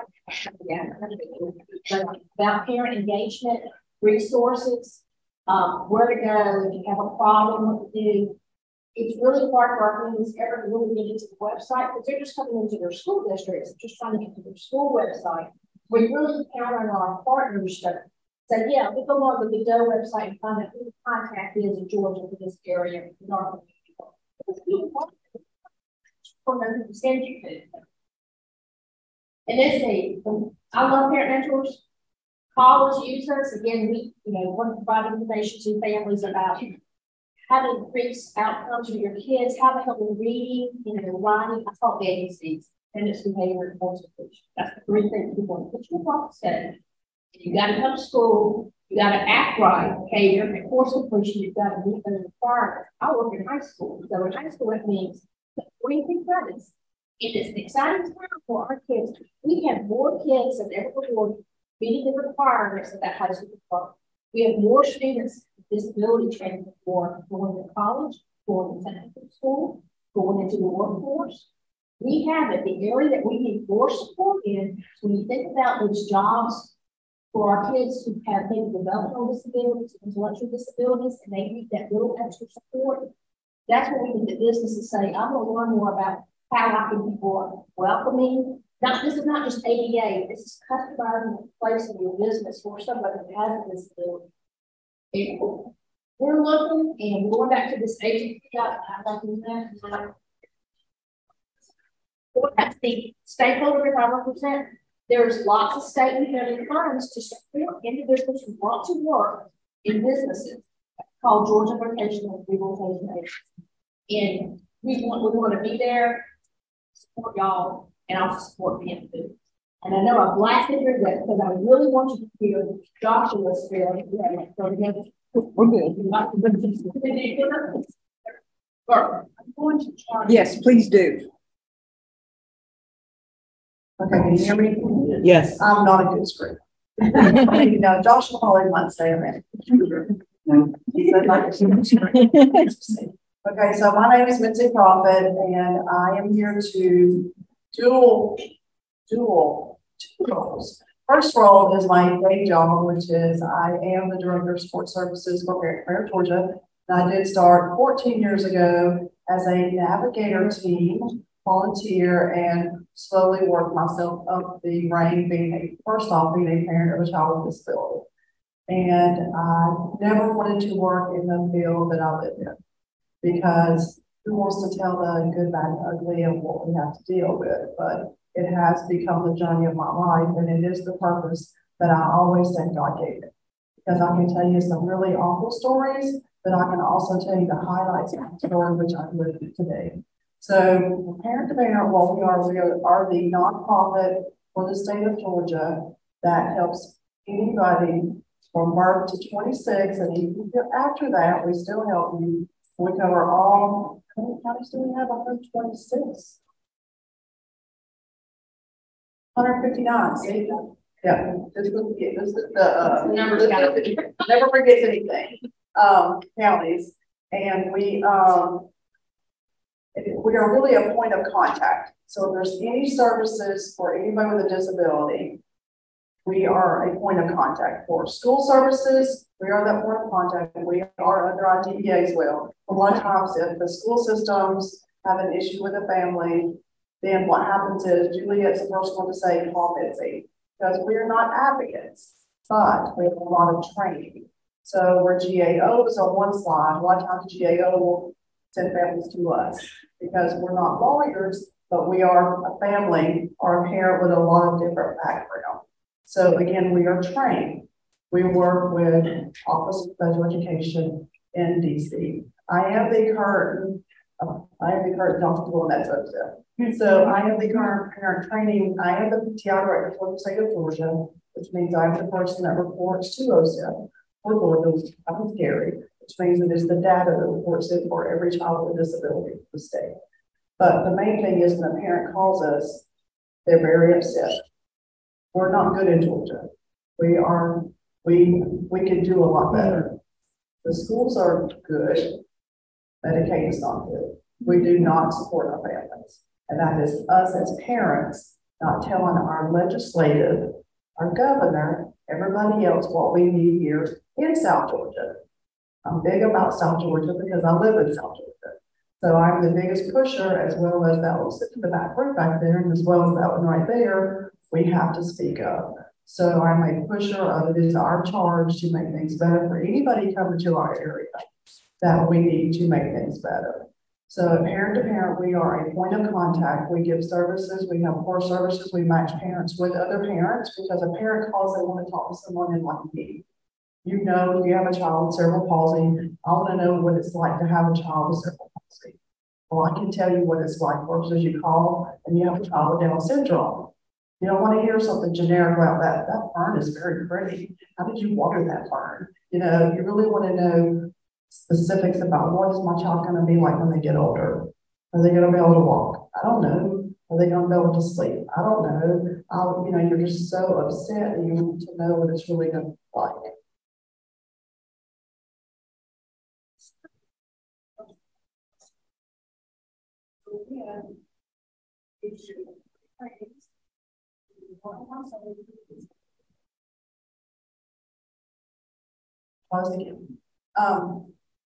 We're a one-on-one service.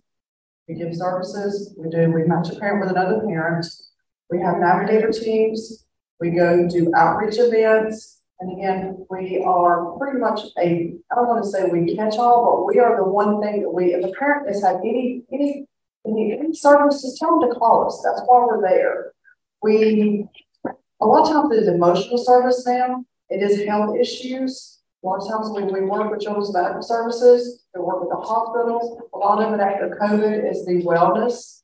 And we are a big diversity. We have all different nationalities. We have different languages.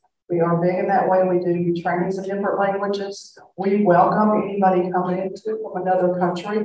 We are big in Clarkston. So we understand our home office is in Atlanta. So again, we understand people coming from different countries. That's the one plus I do love about working here is we have staff with different ethnicities and different languages. So again, always know that we're here to help any family who has a child with a disability. There is no stupid question. There is something we've never heard anymore that comes in every day. I'm never shocked anymore.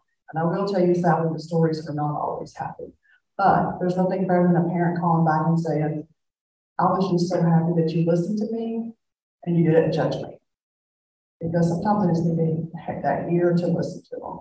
We go into churches. turkeys are really our biggest thing. And again, like Julie, we will sit and help them with paperwork. We will reach in the parking lot. I've sat and helped them where to not be, whatever it is, especially in rural Georgia. A lot of times it's grandparents, it is foster parents, it is aunts, uncles. It is no telling who it is helping anybody anymore, and that's what we do. So on the mother side, transition is my love because I had Joshua, and Joshua was born on due date, perfectly fine, was not given enough oxygen after birth. Joshua doesn't really remember being 5 years old and we going due process federal court for him and fighting for him to be in regular education. I moved him to Georgia when he was 2005 because the schools were better. Crazy, right? Yes. I gave him a Medicaid waiver from West Virginia, which meant that the parent could keep their child at home versus put them into an institution, which is crazy. But I moved to Georgia back then, and Georgia still put them in an institution. You don't really have really bad CQ. I go back and forth to where these state things. And coming to Georgia, it took me 8 years to get a Medicaid waiver. So, and this was a parent in the know, right, in rural South Georgia. And all Joshua wanted to do was go to the school where the kids across the street go to the school together, right? So we got that in Georgia. So when we got here, he was in special education, wonderful schools up until 9th grade, and we do live in Bullitt County. And then he came home at the end of 9th grade and he said, I was bored. I was looking at myself going, what does that mean? Because I'm thinking as a parent. They did not reading. So I'm like, what have they been doing? So maybe teachers were playing. So anyway, I know really, call them your mentor. Okay, so then at that point we call the IEP. And I'm that parent that says, let's have everybody in there because we're going to tell Joshua. And of course, the teachers and school systems and staff don't want to see this. You don't want it. Don't want to see the student in there. So my thought was, as a parent and working from parent to parent, as well as Juliet knows, well, the student needs to be involved because, first off, thinking about transition, what are we going to do after school? Everybody wants to work, right? Well, not everybody. We all have to work, right? Yeah. So that's what we did to check all those credits. This was year 2000 and what was your graduation year supposed to be? What was it? 4. That's when the 14. This was our wonderful Jack Hill was still here with us, who was Joshua's mentor. Did the high school graduation test, the end of course test, and all that. Yeah, all 4 year we had to do all that stuff. So Joshua is poorly visually impaired. You probably don't know that when you see these out here. So Joshua has to be orally tested. And he had a para. So the reason why they didn't teach him math and reading, because they didn't think he could learn it, because he would turn his head a lot in class and think he was paying attention. But he would always pass the courses because he would memorize it. Besides all the lovely kids. Right. So then he said, come to find out, he was on 2 courses. He was on 2 different tracks. Big mistake for school systems. Well, I just bit my tongue and said, oh my goodness, what are we going to do? Now, stop. I said, well, Joshua, what are you going to do? Go to college. So I said, uh-oh. The regular education.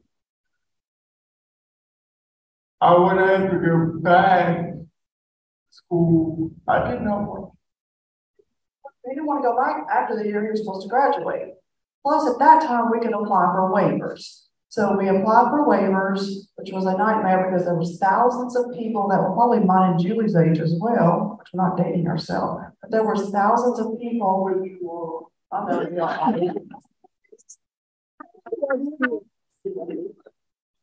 Oh, did you hear that?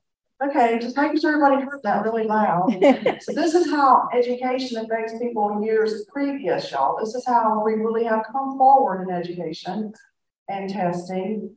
And so We wrote letters. That's when Senator Hill met us at Daylight Donuts and said, Joshua, you learned to speak to senators and tell your story and advocate. Well, Joshua didn't want to because it's embarrassing.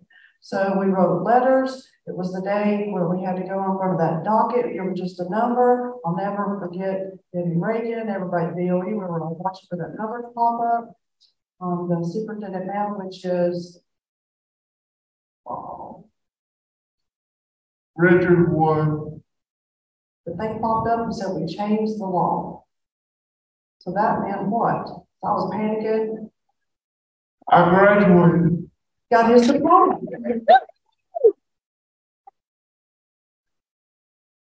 I had the early testing through college. And an early test in the college. We did not prep, no SAT, no nothing. So I'm on my way back from DC because I was still the chair for the Georgia Council for Development of Disabilities on an airplane. And I'm like, I land and Joshua calls and says, I got into college with remedial math and reading. Go figure. Right? This is a child that was in special ed up until 9th grade, come out, went into regular ed, was told he wasn't going to be able to do it, right? Orally tested in. Orally. Can you imagine? How do you do that? Then I graduated from community expert. Then I went to the GNG, the real GNG, not Georgia State.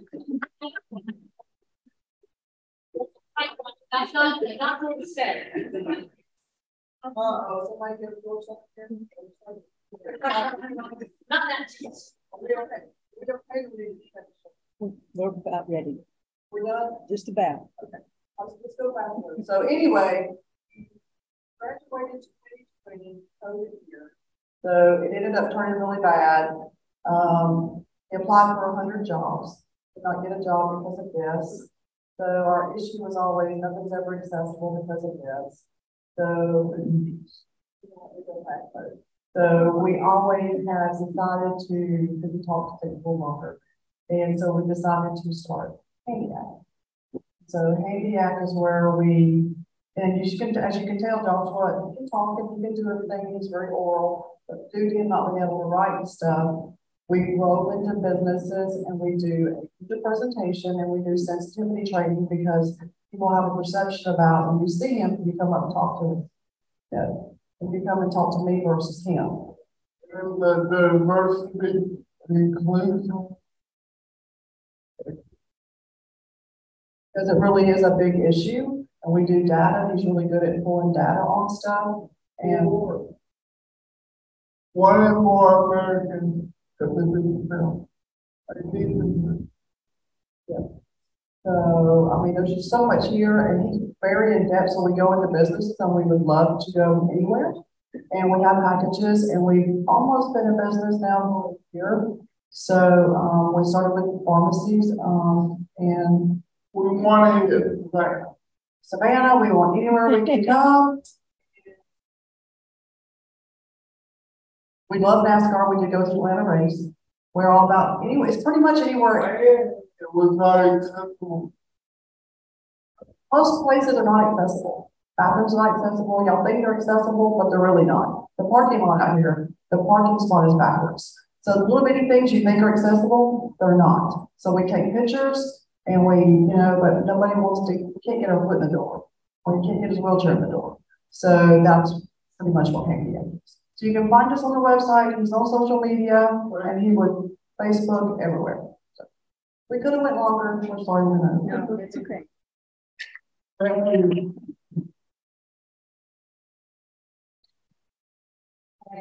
I want to say thank you for all three of y'all coming up on the stage, giving us this great information on HandiAcc LLC. And so our job is to make sure that this guy's voice is out there. You know he's a speaker, and he has a mom that's going to be right there with him. So Melissa's going to give you all a gift to say thank you. And guys, let's take just a 5-minute break, just for a minute. I'm sure everybody wants to stretch their legs, and then we'll get started back. And we have another wonderful speaker that's coming up, Miss LaMeisha Kelly.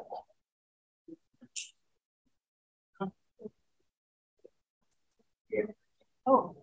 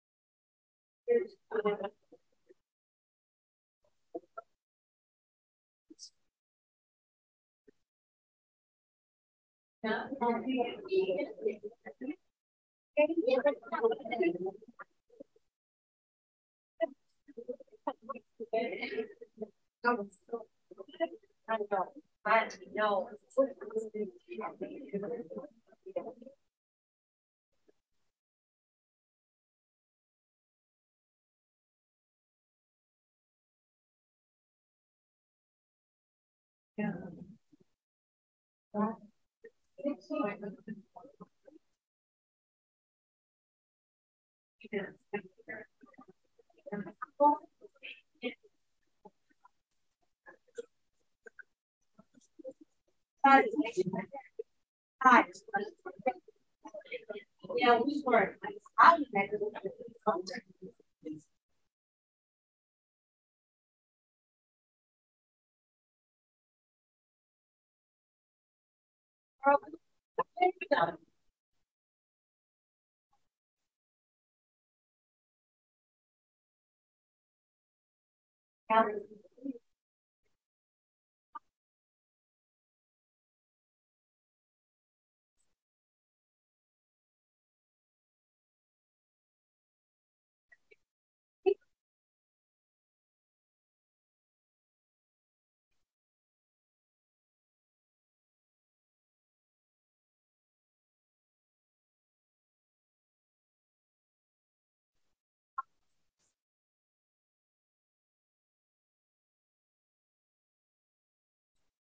Yeah.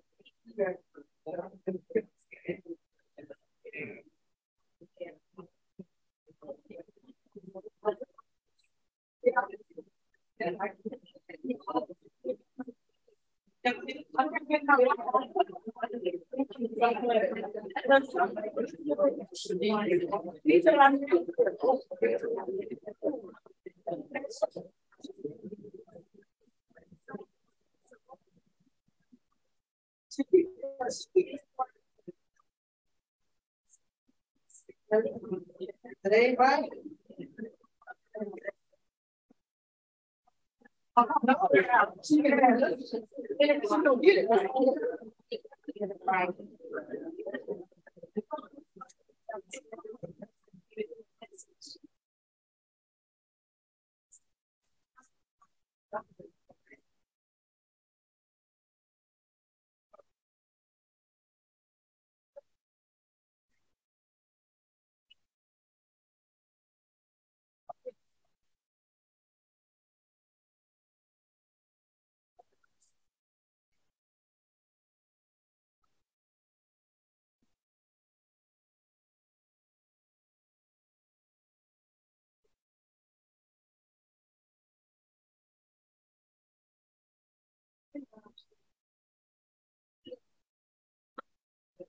Does anybody have the charger?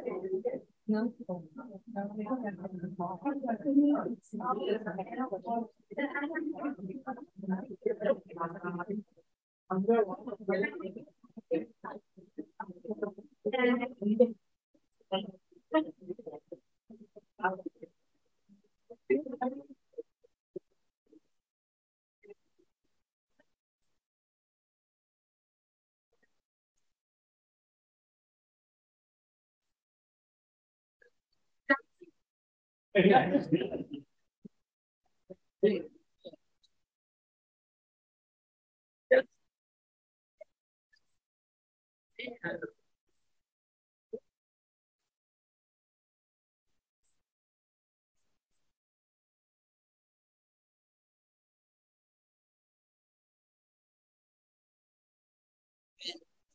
I think it counts.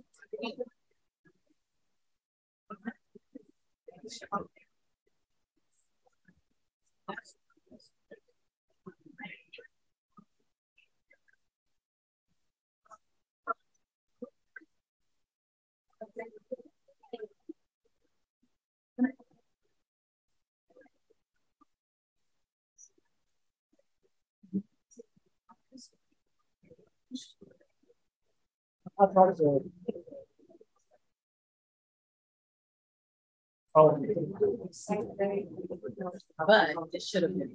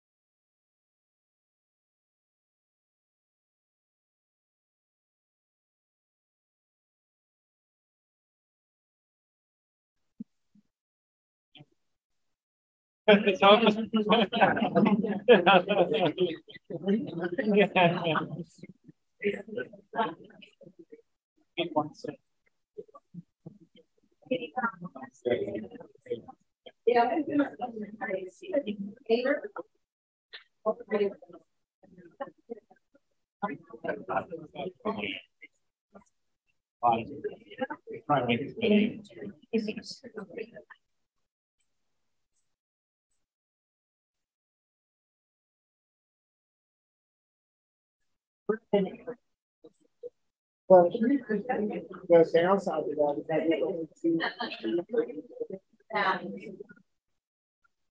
And so, it's something, also the risk of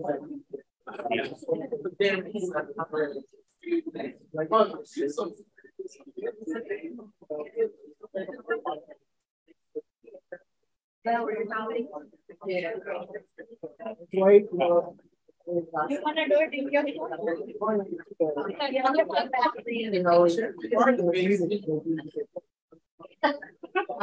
I don't know.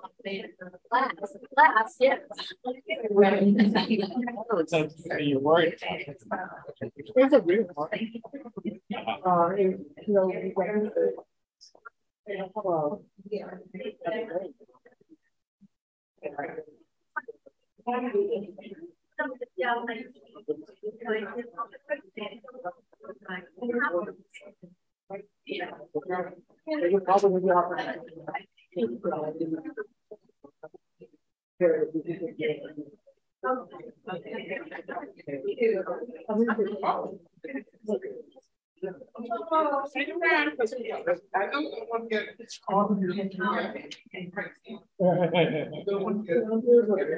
I'm excited.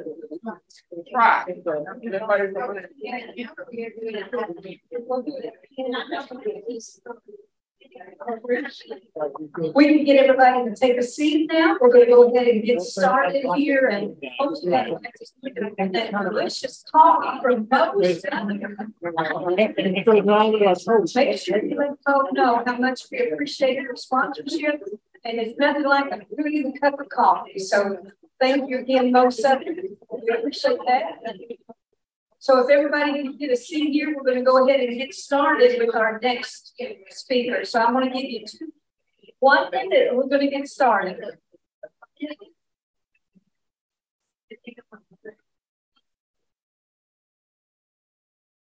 Yeah.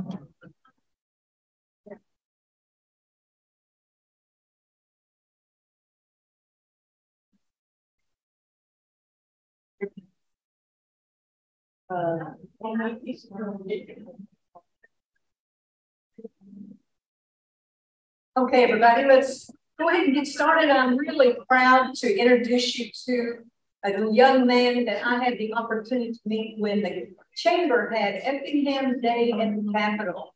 At the time, we weren't able to have a lot of representatives from the school, and we wanted to make sure that we had the youth there to really, look at what goes on at the Capitol, to have that opportunity, but to give their opportunity to talk to the senators and talk to the different individuals in these offices about what it's like to be in the school system as a young man and woman, what the culture is like. And so I had an opportunity to meet him there, and as a matter of fact, he was actually our ambassador for the day. So I really am proud to say we have a new thing started with our Young Ambassador Program with Effingham Chamber. So pass that on, because we want to get as many as we can to get that perspective. And the gentleman I want to introduce you to, his name is Christian Briones. Christian is going to talk about respecting differences in culture. He is a first-generation American. He's an advocate for inclusion in the community and in education. He was diagnosed with autism at age 2.5. Christian is a self-advocate and supporter of the inclusion revolution.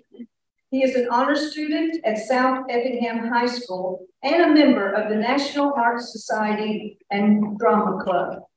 Christian is a proud honor student, and his mother is proud to say that, because without her to help him through, I'm sure that road can get rocky. Thanks goodness for moms, right? He's an active member of the National Art Honor Society and a member of South Effingham's Drama Club. Christian is an honorary ambassador of the Effingham County Chamber of Commerce. And in his spare time, Christian participates with his church, youth group, and volunteers as vacation Bible school teacher at St. Boniface Catholic Church. Despite facing numerous challenges, Christian also, listen to this, he earned his black belt in Taekwondo. Yeah, and represents Effingham County in local competition. We have a very disciplined, moving forward young man here that's going to help us to understand what it's like and the culture in the school system and how he is respecting the differences in culture and breaking barriers. Please welcome Christian Briones.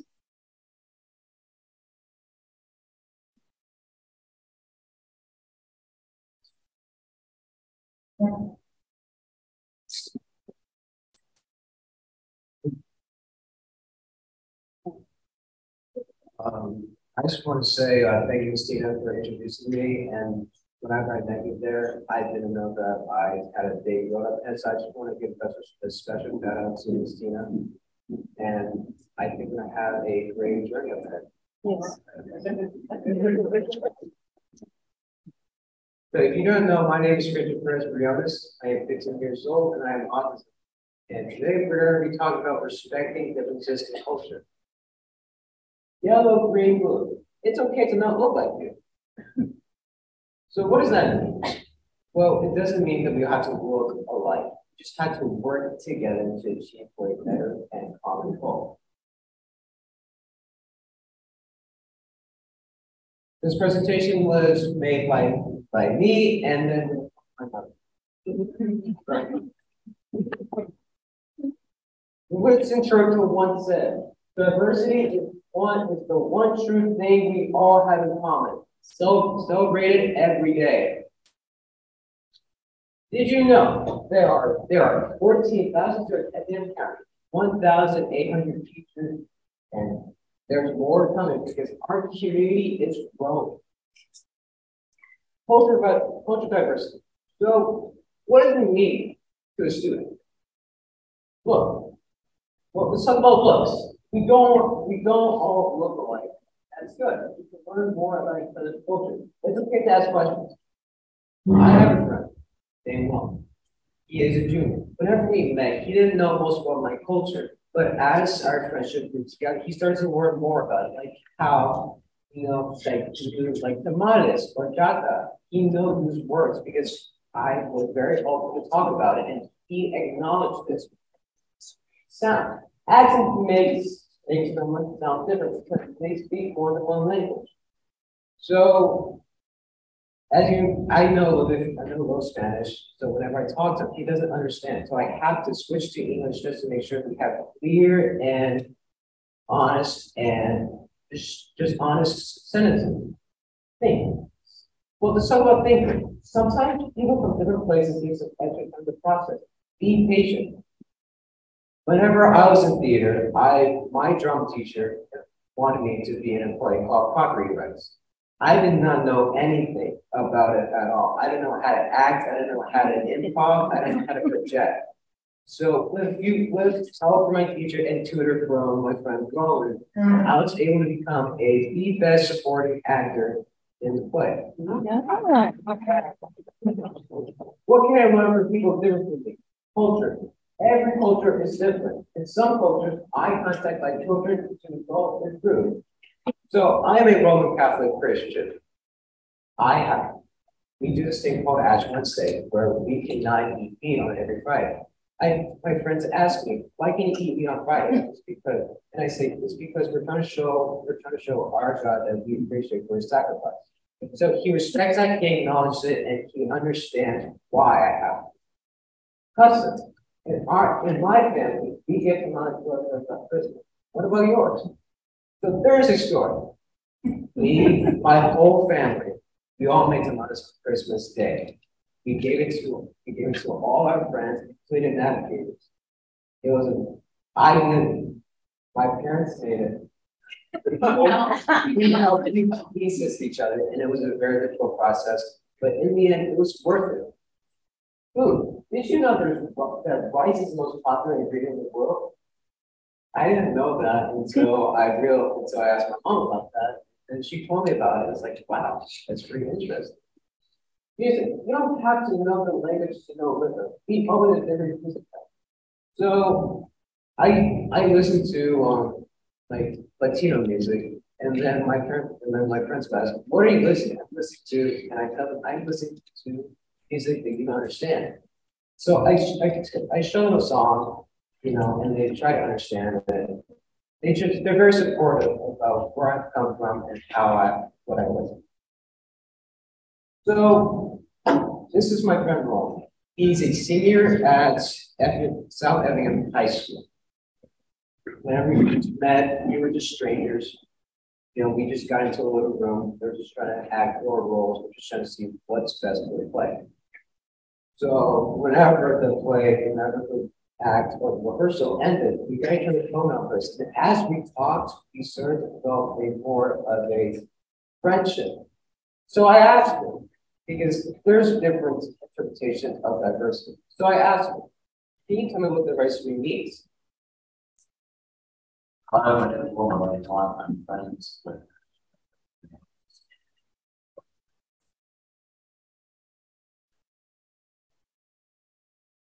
I feel like it's good to have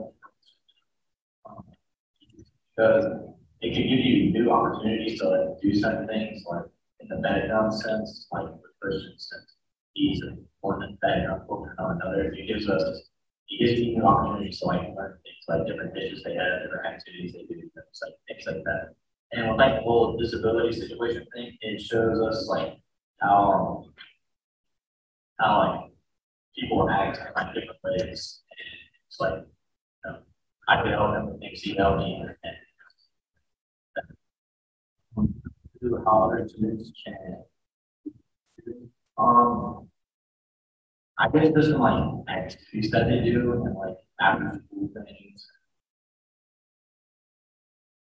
Now there's this special one that I want to talk about. When I was in Effingham, we had an issue where my IEP was not recognized, and I wasn't getting the things that I need. So I did not go to school until I went to Effingham County Middle School. I had a case manager. I did not know her, and I felt very suspicious about her because I thought I was going to have another Effingham school. Turns out she was more better than the woman, and that we are now a close family. And I asked her the same question: what does diversity mean? And this was her case.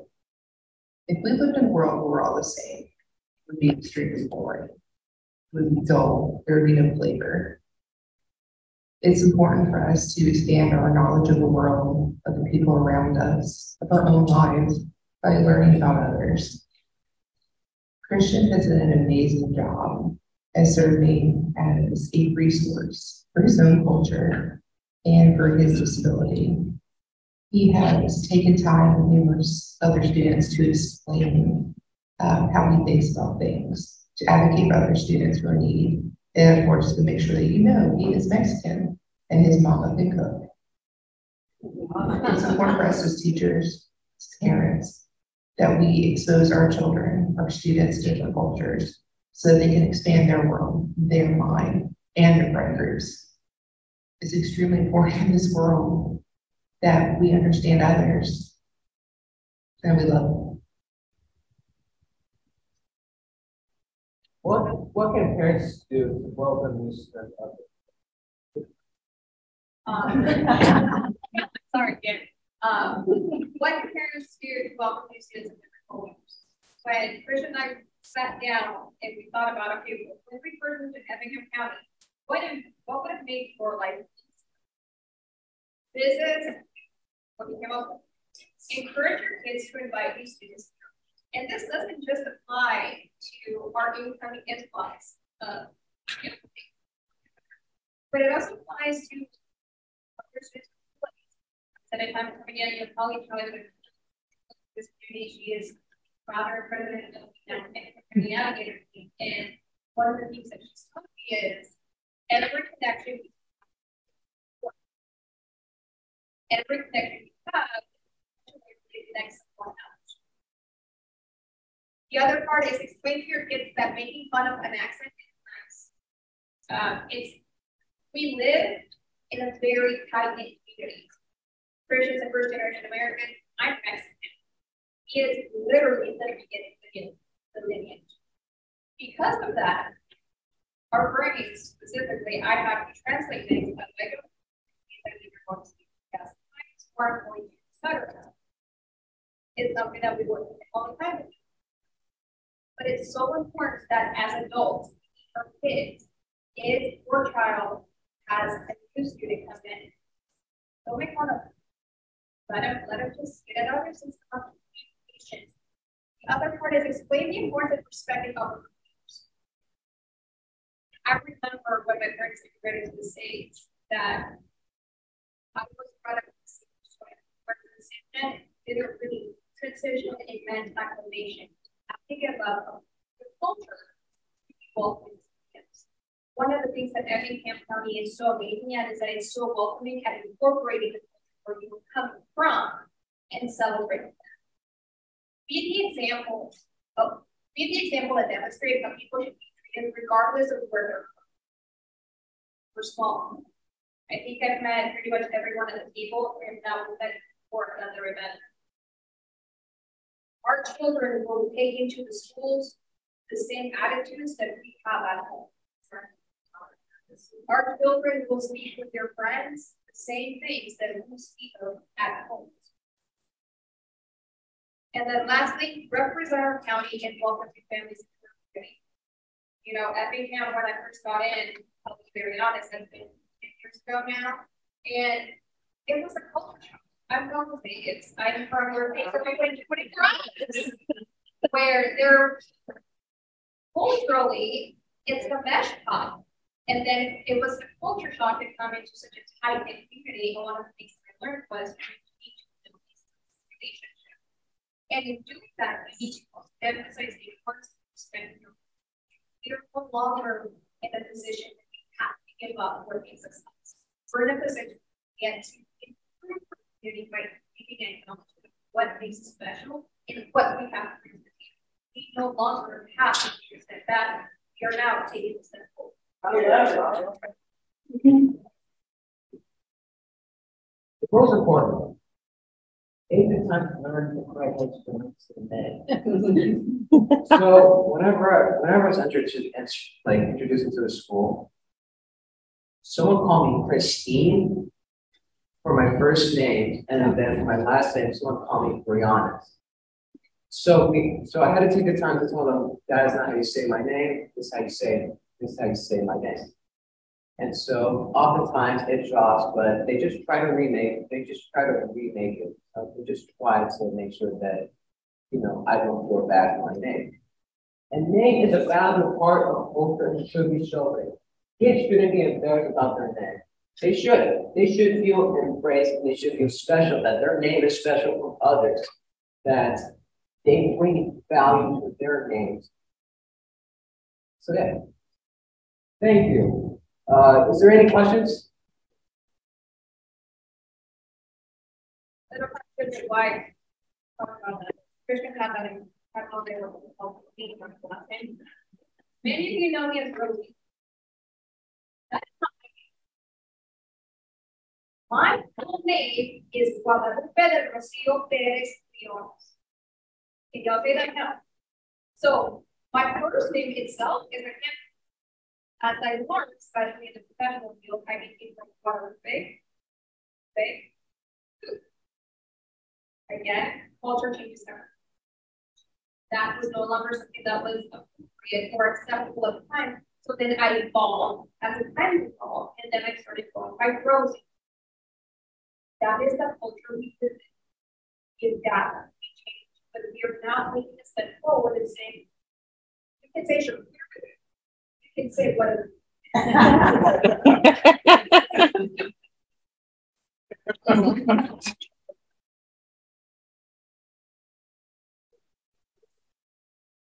Thank you. Want to make sure that we say this man's name right. Thank you so much, Chris, for coming up here. You did an excellent job. Didn't you do a great job? Thank you for your time today. But would you please thank this teacher and this your friend for taking the time to make this video. It was excellent and we love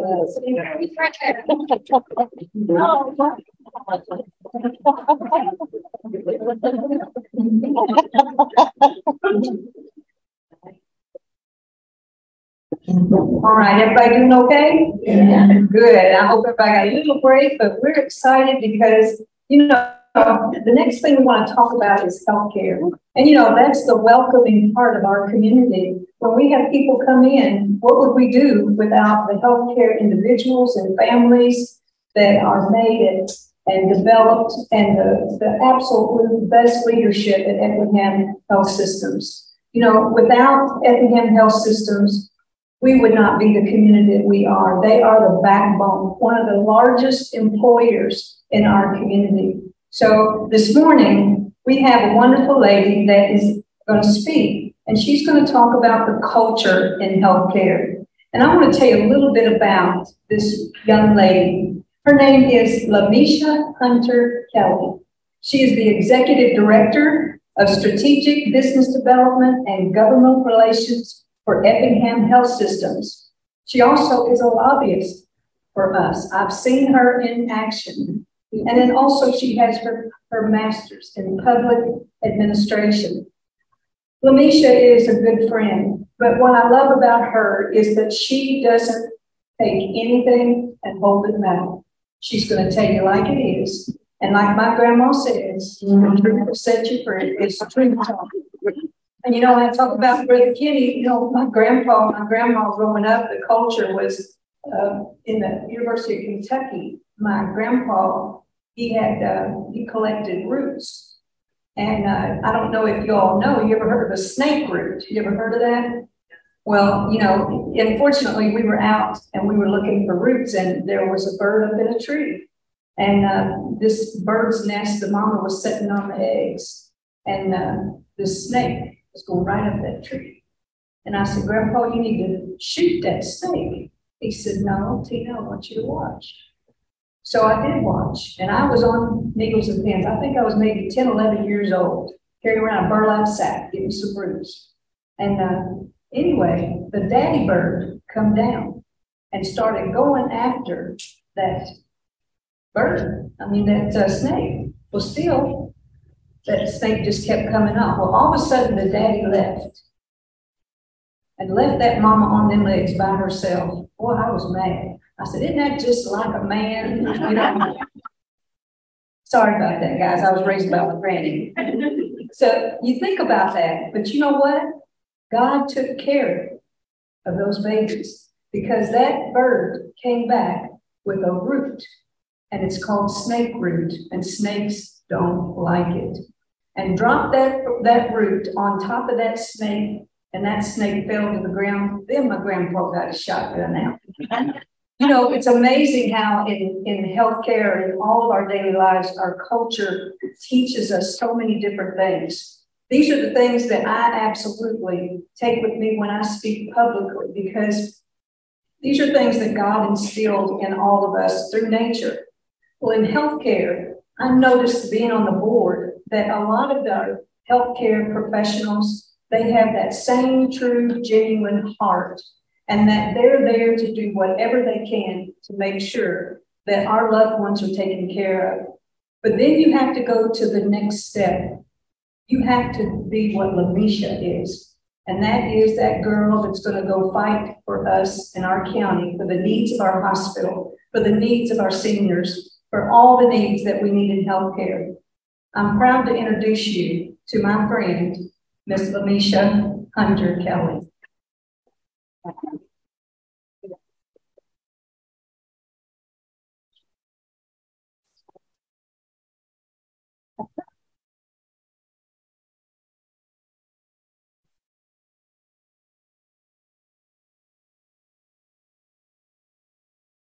Greetings to everyone. I may want to turn the microphone on. Well, thank everyone for having us today. And I tell everyone, you know, I'm Southern Baptist. And so you have to give respect to the pulpit, to the organizers, to Christina and Andy. Thank you again for putting this together. And also, you have to respect your committee. And if you don't know, I have members of my committee in the room, and I appreciate them. And that is Pastor White. It's one of the greatest neighbors in all the land. Shakespeare here today. And, you know, you're a forefront when you don't cook for your own pond, right? You're a forefront. Well, I'm not a forefront. Let me cook my own pond. Dr. Witt got up here and was talking about other people. But we at a diversity conference, and she didn't tell you that in 2021, she was selected one of the top 21 diversity leaders in healthcare for the United States.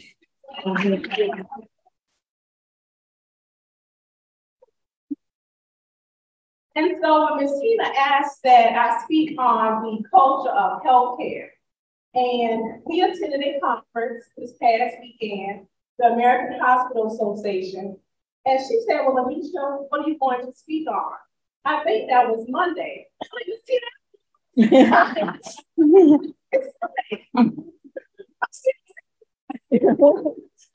So, but in thanking and praying and Lord, what do I want to speak on? I wanted to make it more applicable to your daily lives. You know, I could give you a pamphlet and talk about theory. But how is Effingham Health System applying the culture of healthcare? And so, in what we know and what we were learning at the American Hospital Association, my approach this morning is excellent.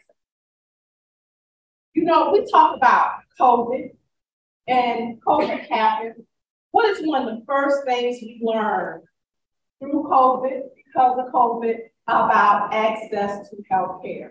Everyone does not have the same access. When you take COVID off the table, everyone does not have the same access. And Nancy Pelosi, regardless of what you may think about her politics, she said it best. Healthcare is one of the largest determinants of success in the country. Healthcare. You know, somebody can be sick with a cold and it ruins the financial.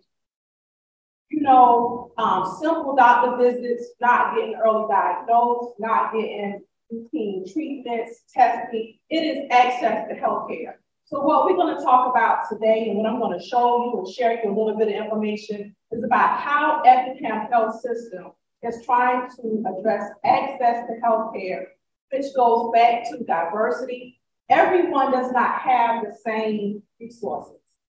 Everyone does not have transportation. Everyone does not have the same knowledge. So I'm going to share you the services that we provide and how we're trying to get into the community to address that access. What is the culture of healthcare? When we think about it, again, we think about internal, we think about external, we think about theoretical, practical. And so one of my co-workers, Dr. Nicole Washington, she lives and breathes healthcare and quality and articles. 10 o'clock at night, she'll send you something she saw in some journal. I'm like, Nicole, look at Mike and Molly or the authors of something. Why are you reading journals? So when we think about the culture of healthcare, you think about retired work that is still dealing with the effects of the pandemic. think about diversity and providers. Some people just think about going to the emergency room. That's the only time they see a doctor. You think about team visits. You think about how we showed we had to improvise during the pandemic and about how some communities still lack equitable healthcare facilities. And then you think about technology and what is ever evolving in healthcare. And so, again, Dr. Nicole, she said, well, LaMeisha, if you're going to talk about the culture of healthcare, you need to talk about what the theorists say, what the professionals say. And so she shared with me the culture of healthcare action framework. And there's 4 areas to the framework for the culture of healthcare. We have area 1, making health a shared value. A shared value, think about and apply that to a diverse community. How do we make healthcare a shared value in a diverse community? 2, fostering cross-sector collaboration to improve well-being. That means we may have services at the hospital, but we work with D&B services. So we're not segmented in just one area. We're collaborating a partnership. 3, creating healthier, more equitable communities. That means that it's not about the haves and the have-nots. How does everyone have access to be a healthier community? And 4, strengthening integration of health services and systems. That means what we have, how do we make it better, how do we get it out there? So first, making health a shared value. Again, I thought about how, as we are evolving in the community of Effingham. Let me say this, raise your hand if you are from Effingham County and you're in this room. Okay, you'll be a little bit young. We talk about Hyundai and what it's going to do to Effingham County, and people coming in from all over the world, and people coming in not to work, but work at one of Hyundai's suppliers and their suppliers. If you can remember what happened to Effingham County when Georgia Pacific first came, when Fort Howard first came. Before that, everybody knew everybody. Every now and then you had a new person move in. They could move in, the guy in the people in Rincon would know it. Okay? But all of a sudden we had people moving in from Wisconsin and they looking different. Well, who you call? I don't know that last name. And wait on it. And all of a sudden you had businesses pop up to support that community. It was this drastic change that was great. And that is the same thing now. I said, y'all, it's this Georgia Pacific, back then it was Fort Howard, all over again. And it's an exciting time.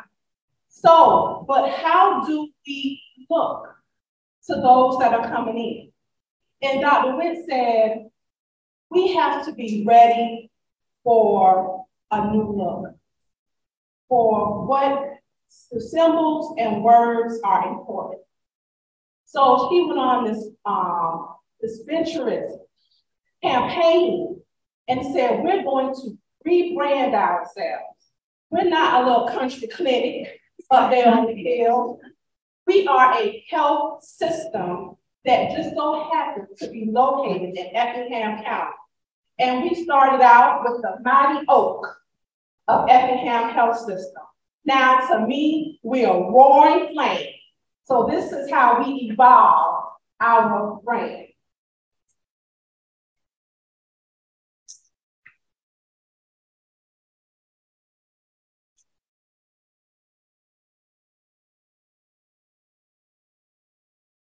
That's right. As we prepare ourselves for diversity, for new neighbors, for new experiences, sometimes it may take a new look. But again, this may reassure someone, this looks more urban, right? Other health systems that you see during this time. So when someone sees that, they'll say, you know what? That is a health system that can provide the services that I need. That is a health system that is up to date when it comes to technology. That is a health system that I trust my health and my family with.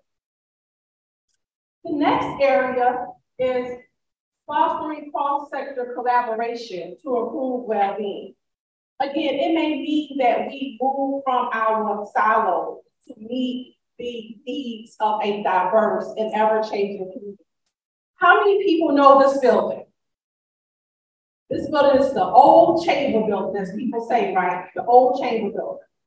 Well, as a growing health system, to meet the needs of our community, we have to expand our footprint. That means we need more space. And so Dr. would say, I need more space. I'm looking across the county, I need more space. But when she looked out the window, she looked across the street and she saw this chamber building.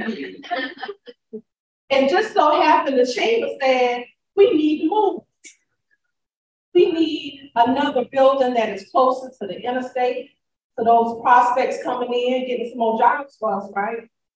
So he said, well, Dr. Wynn, I want to move, and you need more space. So collaborate. You have a need, I have a need, you have a want, I have a want. As we evolve and talk about diversity, how can we work together? How can we think outside the box for the benefit of the community? And from those thoughts and those conversations, guess what we have? All right, we have a new pediatric center coming to Effingham County, the first ever dedicated and committed pediatric center for the resident.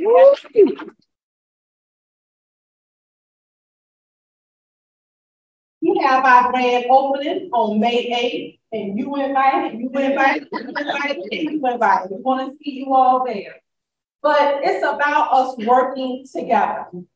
So just like you're going to hear from a speaker, she will be telling you what the community needs, new faces need. It's about us working together to get it done. Next, in area 3, we have creating healthier, more equitable communities. How do we provide that care? What is the culture of Effingham Health System to provide that care? One of the things that we have is a paramedicine program. Paramedicine program is an old-fashioned vehicle come to. We have a vehicle, you may see it on the road sometime. For those that need well visits, that they can't make it to the doctor, to the hospital, they have been there, they need someone to check up on them. Again, we know that transportation is the issue. Still here in Effingham County. Sometimes when we go out and we look at our 2, 3, 4 vehicles in our driveway, we take it for granted that some people have no vehicle and they have no one to call to give them a ride. We have a paramedicine program available at Effingham System to meet that need. Again, how do we address the different people in the community that access care? Next, strengthening integration of health services and systems. Again, you may do something well, I may do something, keep knocking this thing that's in my way. You may do something well, I may do something well, but what can we do even better together? And that is what we have learned at Effingham Health System. We don't have to recreate the wheel. Go out there and partner with someone that can do it well. Effingham Health System, Summit Cancer Care, Effingham Cancer Care Center. When someone is receiving chemo and they sit there all day, do you think they want to get back on 21 and fight that traffic to come home? They are now able to come to Effingham Health System and receive the care that they need. And again, go back to access to transportation. It's one thing to catch a ride to Savannah, but it's much easier to catch a ride to Springfield.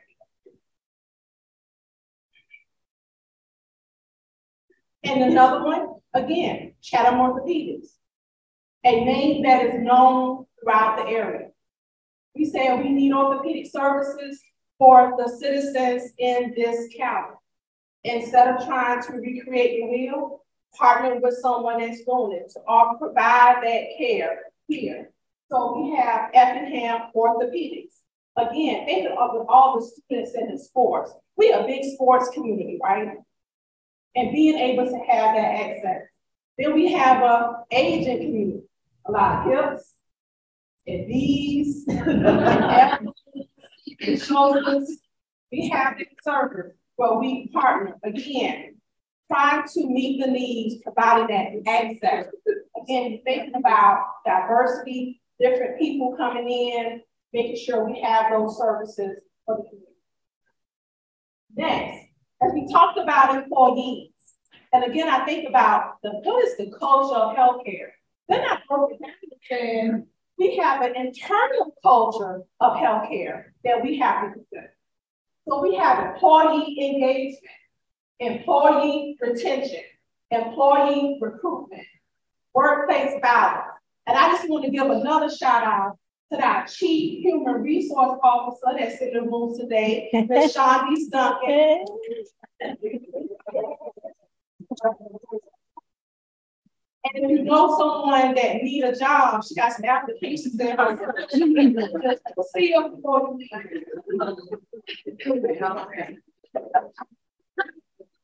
But at Effingham Health System, because we could not gather inside, so we moved our employee celebration to the courtyard.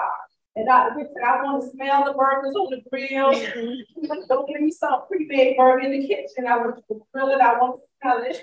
And then we had we recognized our employees for all the hard work that they've done. And you know, we have to appreciate our nurses, but we have to appreciate the support staff also that supported the clinical during this time. We saw how valuable people in the office, environmental, facilities, dietary were at that time. So keeping employees engaged, celebrated, and just making, you know, we all want to be celebrated sometime, right? We all want to be celebrated and just say thank you. One of the big issues that we've seen, people are angry. People are angry. People are stressed. They don't know who to take it out on. Then we sick, mad, and we have a lot of employee violence in the workplace, especially in the health system. And it has made its way to the legislator. There has been some changes made, thankfully, because if you hit someone in the ER, it was a felony, but it wasn't if you hit someone above that. Now, you can't be a med-surg and attack a nurse. So, but just to give you those numbers, 12% of nurses are assaulted. 21%. 12% of ER nurses are physically assaulted each week.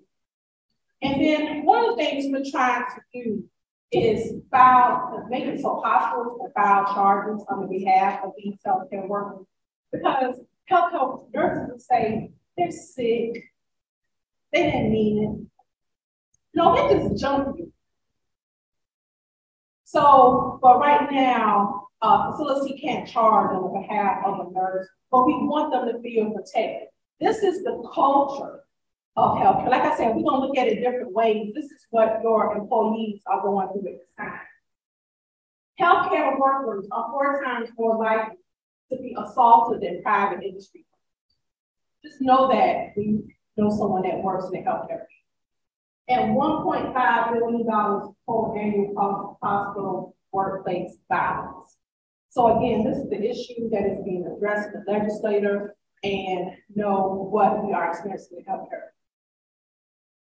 Okay, external culture. You know, working with patients, working with those on the outside. We have the patient experience, which is very important. Access to care. Uninsured, underinsured, and healthcare debtors. And then we have the provision of services. I'm going to highlight our community health needs. So patient experience. This is 2 of the testimonials that we've had with our cardiology program. And this is Lieutenant Colonel. And this is with our women's health program. And we had someone experience in our services help with her opportunity. a certain call for healthcare, taking our services to the community, using different avenues to highlight the services that we provide. This is one of our lunch and learns. It was one focused on cardiology. We brought everyone to our education complex. And you know, when I worked for the city of Rincon, the mayor would say, LaMeisha, how is it that you always take the house when you have a meeting? Mayor, I feed them.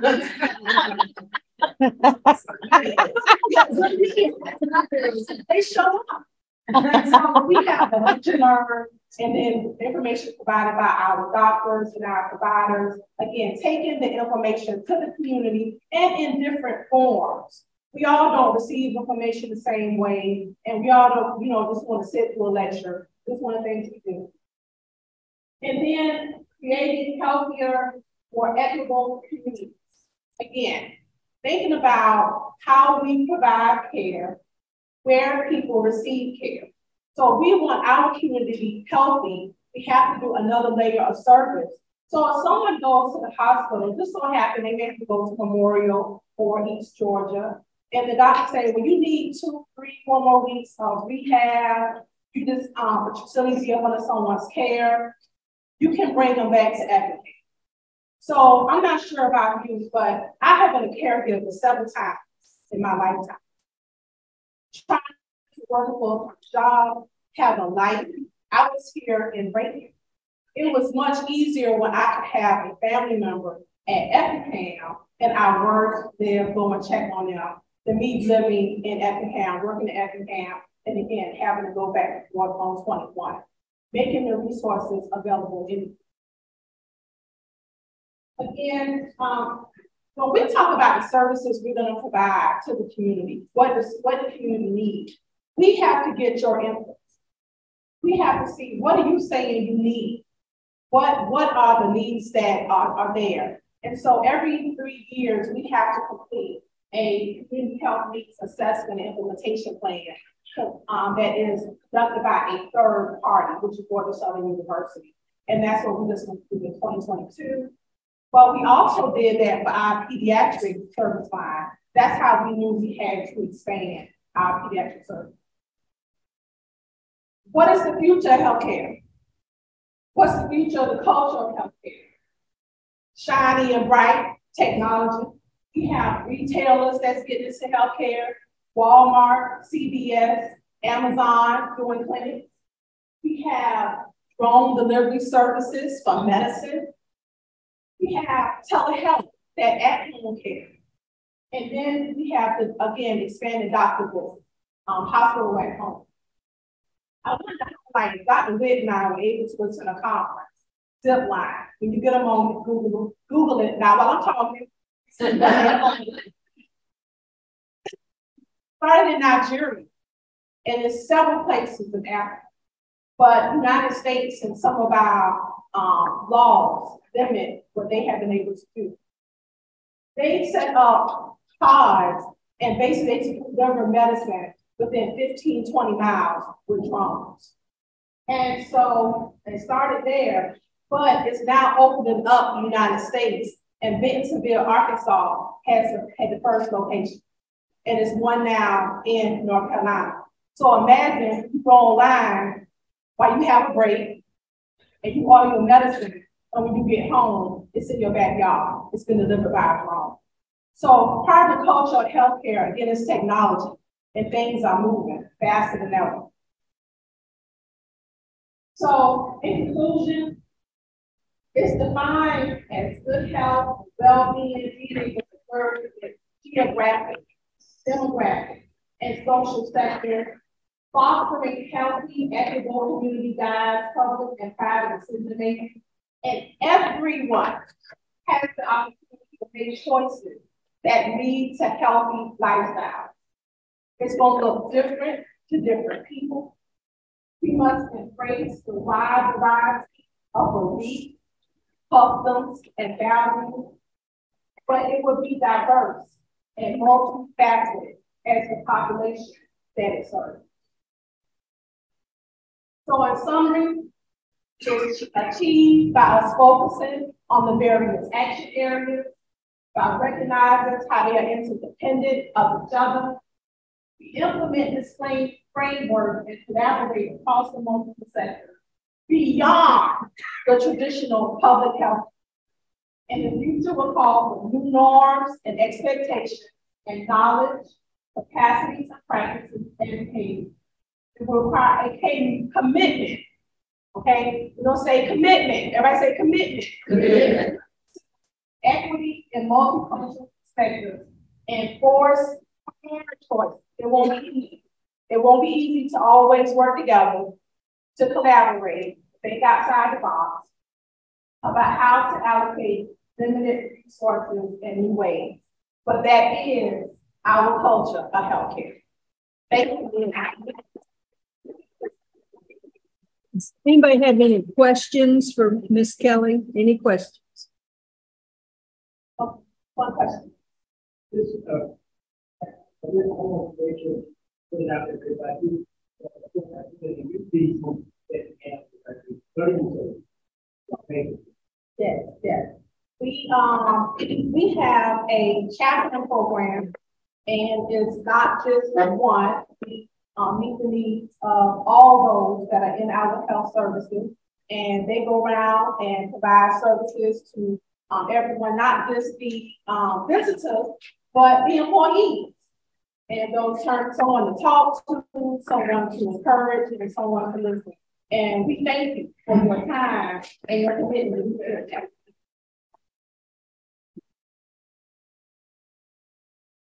LaMeisha, thank you. As always, it's a presentation. I really learned a lot. Thank you so much.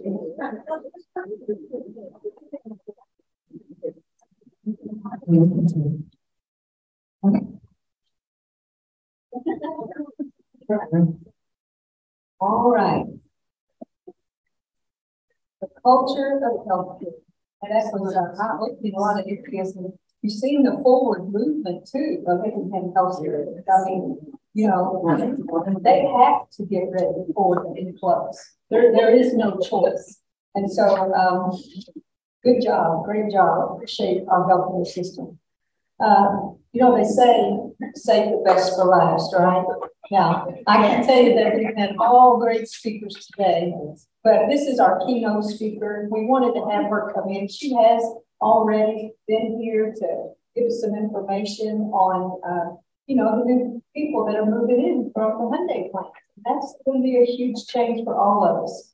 But her talk is going to be on building rich relationships with cultural consciousness. And this speaker is Miss Jeanne Charbonneau. Did I say that right? Yeah, that's a hard one. Miss Jeanne is a retired Army Lieutenant Colonel who has experience with relocating South Korean families to the United States. During her military, Ms. Charbonneau served in the Republic of Korea and taught at West Point. After leaving the military, she spent 17 years as the primary point of contact for South Korean families in the Montgomery, Alabama region, which received its own Hyundai Motor Manufacturing plant in 2005. So we're pleased to have her here. And one thing that stuck out for me was, you know, I'm always with my position, I'm always doing events, setting up events and learning more about the clients that we care for in the financial industry. And she said one time that she had a big event planned and they had these centerpieces on the table and it was the South Korean were all coming in. And so they had a display in the center and it was different flags. And they put the Korean flag upside down. So I'm sure that there's so much that we can learn from her because the etiquette and everything is different. I also learned that in South Korea, they think we as Americans are crazy because we put fireplaces in our houses. So you think about that. So again, thank you so much, Ms. Charbonneau, and appreciate you coming in today. Thank you so much.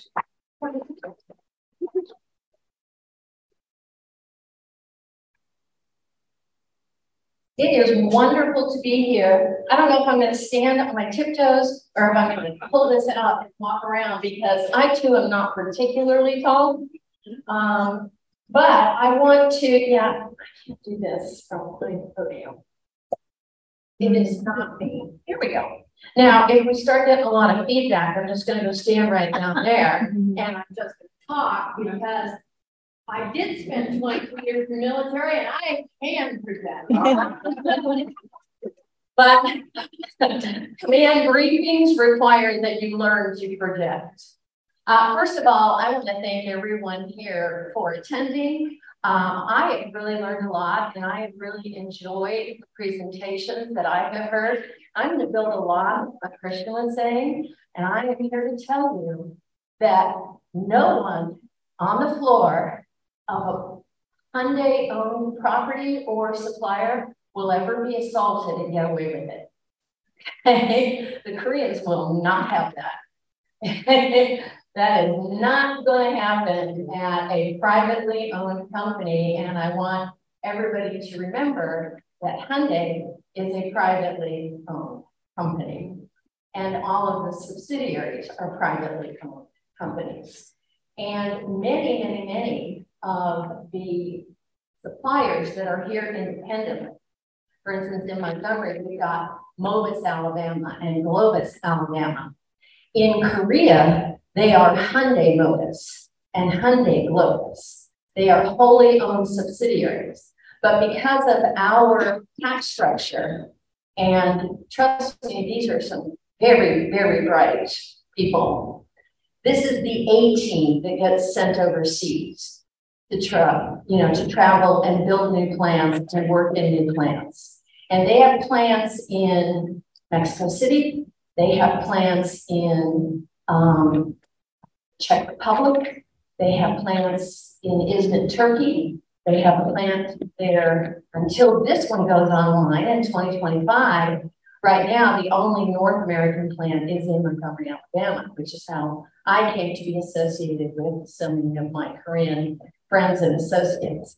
So this is me in the Army, kind of now. I do need a picture. And with a couple of my really good friends that I have stayed in touch with forever. And I'm going to tell you this, Jason and Oki, and they're back in Korea, but senior executive spouses, highly educated. The minute they get married, they may continue to work, but this is a cultural difference between us and them. When that first child is born, I don't care how well educated or what profession they're in. There are a few doctors that continue working, but almost all women professionals, highly educated, come out of the workforce because their primary job becomes raising the family and attending to the education needs. And we have a lot of family support that we have talked about here today, but the Koreans take it to an entirely new level if you are doing a direct comparison to our culture. So I'm going to figure this out, right? Everybody else did, so I'm pretty sure I can. Okay. What I want to know, and I've heard from a couple of people that we've had people who have lived, worked, or traveled overseas, but how many of you have lived, worked, or traveled overseas? Raise your hand, throw high. Okay, so we have a pretty good crowd of people who have lived, worked, or traveled overseas. How many of you have served in the military? Raise your hand if you've served in the military. Okay, because that's also an experience of its own that enriches cultural diversity. Because you are, when you're in the military, you're going to be exposed to different cultures, different races, different genders, and everybody's paid the same. Oh, isn't that a novel idea? Huh? Because those pay scales are public, where they're not always in a lot of our other industries. And it's, how many of you are bilingual? Raise your hand real high if you're bilingual. Okay. That's 2 in this entire room. Okay. And one of the things that I'm going to stress is the new Koreans come into your schools, come into your healthcare clinics. They are working in their second language. Sometimes they're working in their third language. Korea, South Korea is the only country I know of. About 10 or 11 years ago, their equivalent to our Department of Education changed their education, and they are constantly evolving in education. But they changed in 3rd grade, students start taking English because while they may not be fluent conversationally, they have vocabulary, they can read, they can listen and hear. They're very reluctant to speak because they want absolute perfect pronunciation. And you may have to encourage them as teachers or healthcare. And they have a tendency to cover their mouth when they speak. And you have to very gently say, and you slow down your delivery because they are translating. So it's very important to slow down your delivery.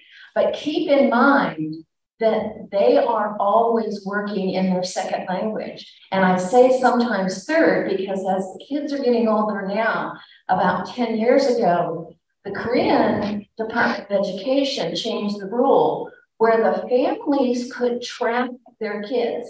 In 3rd grade, you're going to start taking a 2nd language, but they said you can take Chinese or you can take English.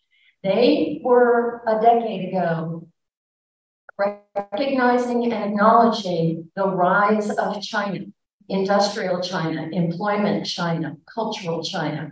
And they, as far as I know, are going to be the only country fully prepared to send bilingual staff into companies in China. Fully prepared. They're going to have an entire generation of kids in about 10 more years. So what's going on right now? This is happening right now in our country. President Yoon is here visiting. There was a State Department dinner Tuesday night. I would encourage you, because of the influx of the Koreans that are going to be joining your community, online, you don't even have to subscribe and pay for it, not like the New York Times or the Los Angeles Times or the Chicago Tribune or something like that. There are so many English language newspapers, Yonhap, Seoul Times, Korea Times. There's one that's a consolidated English language website, and it says it's go to the number 2 Korea. And you know, just read up on what's happening, because staying current allows you to have current conversations with your neighbors. Now, I'm really strongly going to recommend that you don't get into deep politics unless you have some kind of an advanced degree in it or have really, really studied it, because reunification is a very sensitive topic, okay? North Korea and South Korea, sometime in the future, not in my lifetime, will inevitably reunite. But they are farther apart now than they were when we lived there 30 years ago. You know, North Korea is more aligned with, keep this in mind too, it was along with the flag, you know, please hang the flag right side up. Check your phone, we're all carrying little computers if you're hosting something. You know, don't hang the flags upside down. But the other thing is, you'll know that the DPRK, North Korea, and China are more closely aligned.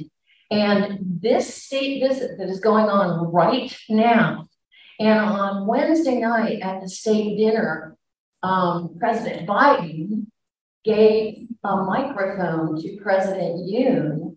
And President Yoon, you've got to look this up on YouTube. I mean, it is incredible. And apparently, as he was growing up, he really liked Don McLean, musician. And Don McLean has a song called Bye Bye Miss American Pie. And President Yoon sang it. And he actually has a pretty good voice. Did anybody see that? Yeah, yeah. So stay a little bit current, but don't trend. You can talk about golf. They love to golf.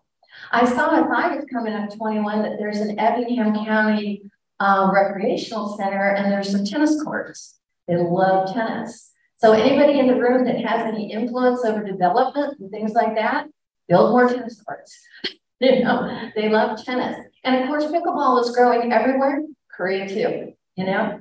So do things that are going to be, and get your Korean neighbors out into the community, okay? Because they will have a tendency to kind of stay in their own little world, except when they have to get out. And the students will have to get out when they're going to school. So you guys have landed Ceylon, is what I read, right? And that's probably going to open, because it's a supplier, that's probably going to open, you know, their delivery system is just in time. And it's one of the reasons they want everything so close together. So this will be opening literally as the plant opens and as production starts. And you're going to have people here. Christian, I think, was talking about difference, and our chaplain friend, who was Reverend Grant, was talking about, you know, we don't want to be all the same. But I got to tell you, some of the things that I want to talk about are, you know, and have already been mentioned, and they are at the absolute core. They are at the root of what we're talking about. Attitude is everything. Enjoy your life in a multicultural environment. Appreciate and learn from new exposures. The reason this is important, and I'm going to take you on a little bit of a history lesson, because I think it's really important to understand the foundational differences, okay? We consider ourselves more alike than different, but there are some foundational differences that impact everything that the Koreans are going to do when they come here as business leaders, okay? We have this short little history in terms of the grand scheme of life in the world, right? We have what, you know, 246-year history. They have a 5,000-year history. And it is not a beautiful, beautiful history, okay? In 1910, the Japanese invaded. You know, the whole beginning of the 20th century was Japanese imperialism, basically, right? And they started by invading their neighbor Korea, thinking that they were going to be able to do that and get away with it. And they really tried to they outlaw Korean, the language. They wanted everybody to speak Japanese. We had somebody talking about human trafficking here.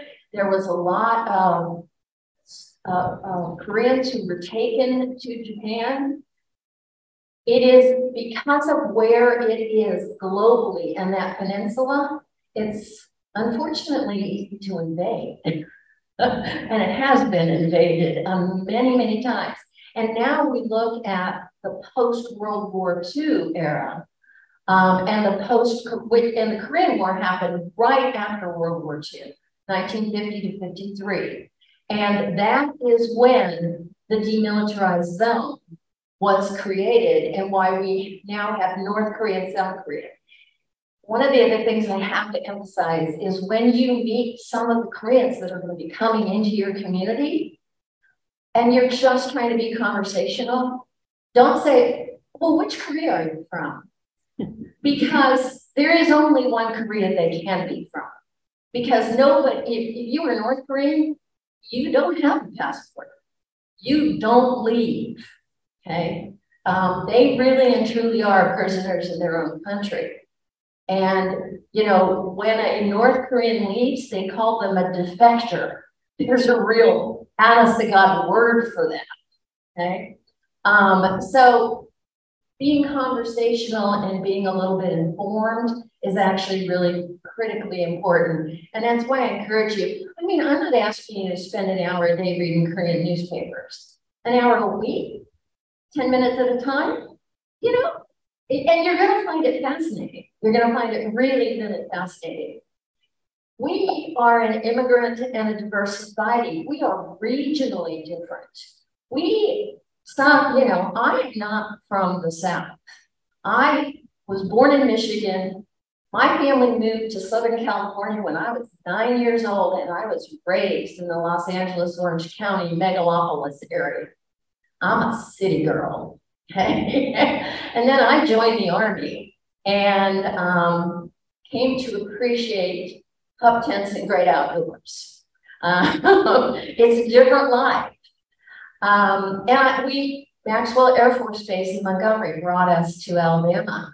It was supposed to be a 2-year tour, and that's now going on 22 years. We're Southerners now. I don't sound like a Southerner, but I'm a Southerner by choice. We stayed in Montgomery, Alabama. Who knew that in 2002, the tour I did in Korea and the tour, the fact that I was retired Army at that time was going to come back. The things you do in your life have a way of coming back sometimes and influencing your next chapter or your next step. The fact that I had lived in Korea and served in Korea and had traveled the world meant that our mayor at the time said, you know what it feels like to live somewhere else and know that you are going to have to live there and function there. It's not a vacation. It's not that the only thing you need to know is the exchange rate and how to barter at the bazaar, because you're going to be gone in 2 weeks. You have to live there. You have to know how to access the healthcare system, which is a problem for our Korean friends. And I talked about this at some length in the presentations I did in January when I was here with the World Trade Center, Savannah. The healthcare system is very, very different. And I really applaud you guys for addressing the issue of access, because until these companies have things like their insurance in place, and right now, there's construction crews out there. So that's primarily American construction crews, but there are Koreans in charge. There are Koreans in charge of everything. Okay? It's their company. And you cannot be culturally sensitive to them breaking into their first language when they are trying to resolve an issue. They are going to break into their first language, and your role is to stand there and listen until they're done, and then politely turn to the Korean who's closest to you and say, is there anything I should know that came out of that conversation?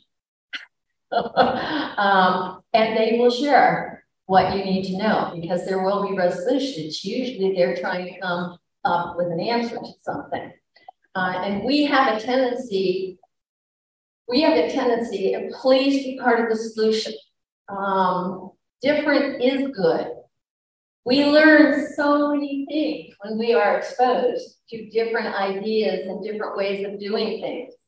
So we're going to get there, but I want to talk about our regional identities, our values, and this is kind of the core that I want to get at. Our values are in fact enshrined in the U.S. Constitution, which we all start studying in the 8th grade, and then you have to take a government class in high school, and you may take an AP government class, and you probably have to take a government or an economics or social studies class for whatever you're majoring in college.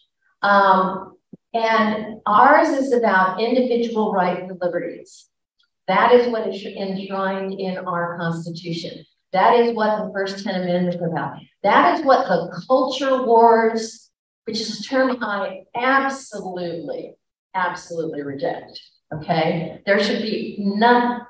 Those words do not belong together, and yet we hear them, we see them, they are broadcast in the media, they are in print. There should never be culture wars. There should be culture assimilation. There should be cultural learning. There should be, we shouldn't be at war about culture. We should be learning from culture. But our culture is based on individual rights and liberties. The Korean culture is based on Confucianism, which is not a religion, okay? It's a philosophy. but it is about the general good. It is about what is good for the family, what is good for the school, what is good for the community, what is good for the company. And so, I mean, everything is based on what is best for the whole. Well, and I will tell you, having lived there, having studied Korean, having many, many Korean friends, they live and breathe that. It is not about what is good for me, except with the exception of the education ethic, because they want you to achieve. Every student is supposed to achieve to their greatest potential. And one of the reasons is that brings great honor to the entire family for every individual student accomplishment. They are highly literate. We are a highly literate society. They are even more literate than we are. But let there be no doubt, they are also culturally striated, for lack of a better word. I don't want to imply that it is a class system, but there are highly educated, and there are also service workers. You know, I mean, it's a striated society, as most societies are, but it's not like India, where there's a bona fide caste system, or like America, where, you know, opportunity is the key, and you can move between, you know, working class, middle class, upper class, but education for them is key to that. I want to talk about is culture shock real? When some of these families get here, it's an adventure at first, okay?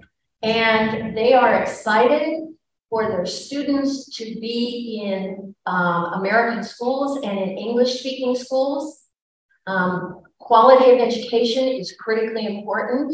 You will find some of them gravitating to private because they are also technologically very literate, and they will go online, and whatever the Yelp reviews or the school site reviews, and if you have an interest in education, if you are an educator or you are a parent, or you know some, and everybody in your network, go on those social sites and write some positive reviews.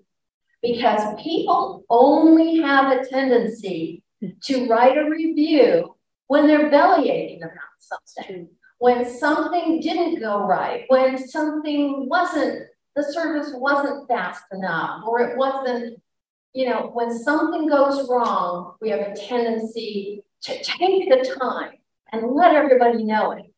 When something goes right, on average, we tell one other person. And it's someone close to us. It's a spouse or a friend or a girlfriend. When something goes wrong anywhere at any level, we tell 10 people on average. Then we complain about it. Oh, I don't like my hotel, or my car service, or this teacher did that. If you want to change the algorithm for how people view your healthcare system or your education system, be a part of the solution. And get all of your friends to do it too, okay? Go online and say something positive about the programs that are being offered at this beautiful facility, at your school, okay? Be proactive about that because they are doing those searches. And the private schools have staff to do that, okay? At least in Montgomery, our private schools have staff doing just that. So I would encourage you to do that. Between 8 and 12 weeks, the families are going to be like, oh my God, how long are we going to be here? This is, how long are you going to be here, honey? You know? And some of them come around, and most of them will learn to love it here. Some of them will not want to go back. The students particularly. If they come in 7th grade and they do 7th, 8th, and 9th, or 7th, 8th, 9th, and 10th, they don't want to go back to Korea and have to finish high school because the Korean education system is really, really rigorous. 23 credit hours, and that is not how it works over there. And this 8 or 9 or 10-week break during the summer, you know, they understand learning attrition, and that happens, and they look at us and go, what do you mean? They're out at Memorial Day and they're not going back until mid-August. Well, what happens? Well, it's summer vacation. Well, in Montgomery, we never had summer vacation. We created, and some of the educators in the room and some of the community and chamber leaders may want to talk about doing this. We had an English summer academy. And I went to our school board, Montgomery County School Board, and said, most of these women are teachers. They're certified teachers. They're going to conduct it. It's going to be school. They need a school in which to do this so that the students take it seriously and everybody takes it seriously. And we used Halcyon Elementary, which was kind of on the east side of town. We had a lot of people living there, and it was tuition based. And it wasn't a lot. It was like $5 a week. No, it wasn't. During the summer, it was $20. And, but we started with 30, the first year we did it, we had 35 students in 3 classrooms. 15 years later, we had a waiting list because we were at 250 enrolled students. And we had, you know, we had the teachers that we needed. And I recruited the teachers from public and private schools that were English teachers and said, this is what we're going to end. We went from 9 o'clock in the morning until 12. And we didn't teach over the 4th of July week because the plants shut down for scheduled maintenance. Once they're up and running, they have routine scheduled maintenance. And the week of 4th of July and the week between Christmas and New Year's, they are closed down. So when you apply to go to work there, you'll get some personal days, but your vacation will be the week of 4th of July and the week between Christmas and New Year's. And if you're not okay with that, that's probably not a good place for you to work. You know, if you've got to take some time off to go to a family wedding or something, that's all negotiable with your immediate supervisor. But your vacation weeks are the scheduled maintenance week because they're bringing in a whole bunch of people from Korea who are actually doing most of the maintenance at the plant. Okay? And they do it twice a year. So there's a lot of things going on. So what is this? And what is going to happen when they get here? Okay. When you meet a Korean, a new Korean in your school, you're a teacher, or you meet them at the, I mean, do you reach your hand out and shake with that Korean? The Koreans are going to bow to you. And, you know, they're going to do this little bow thing.